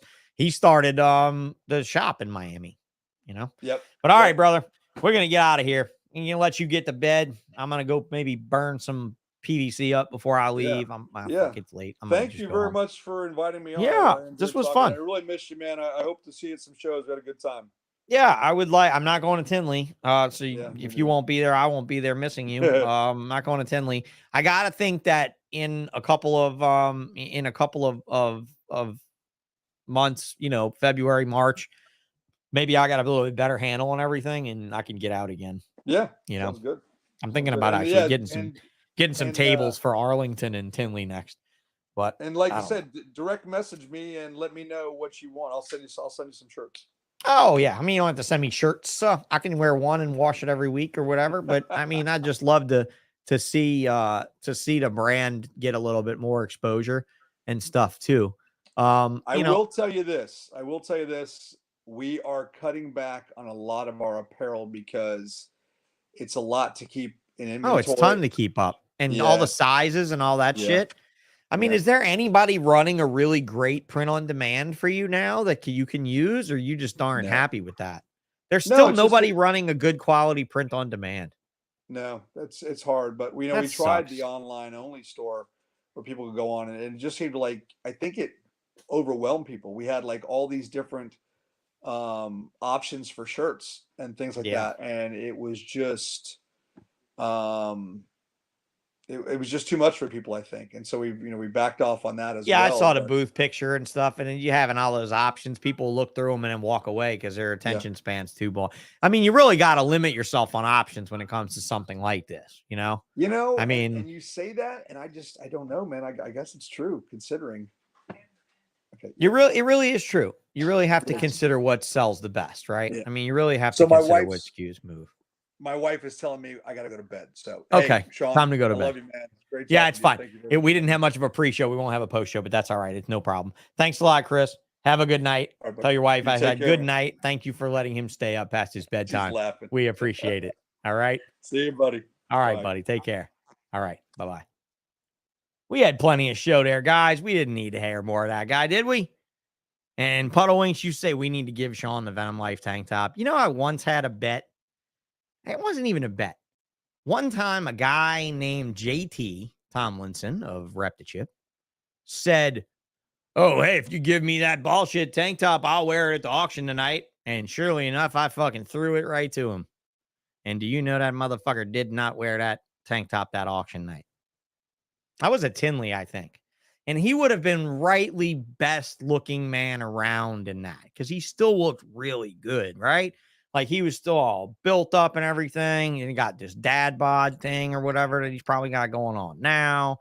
I'm just saying, you know, like if you really need me to wear a tank top over my man tits, I will happily do that. But it is not going to be pretty. And you better be posting money to USARK for it. So if you would like to do that and there would be a thing for you, then sure, get it together and make a fundraising event out of it. And if you can raise enough money, I'll happily do it. How about that?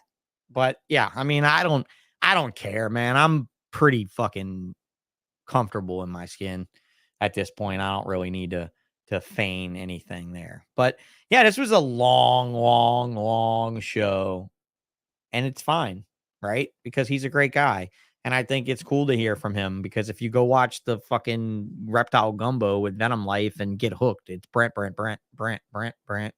It's a Brent show. And I'm fine with that, but I want daddy to talk some. I want the king to be heard, you know? So there it is. Another bullshit off topic Tuesday, done and gone. Thank you guys for hanging out.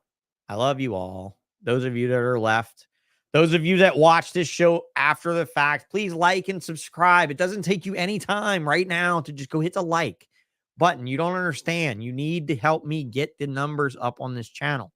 We're going to hit 4,000 hours before we hit 1,000 subscribers, and that's just weird. So Get it done, guys. And I'll see you.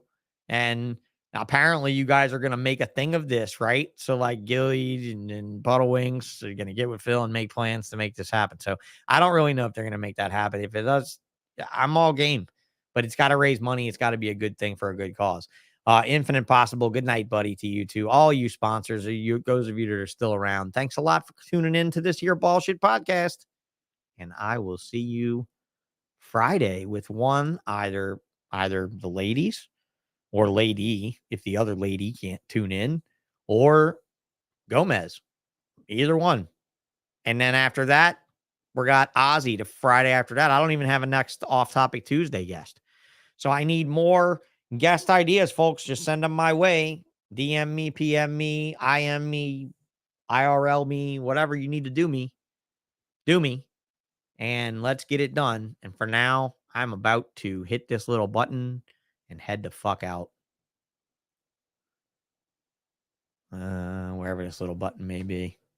Good night, guys. Take care.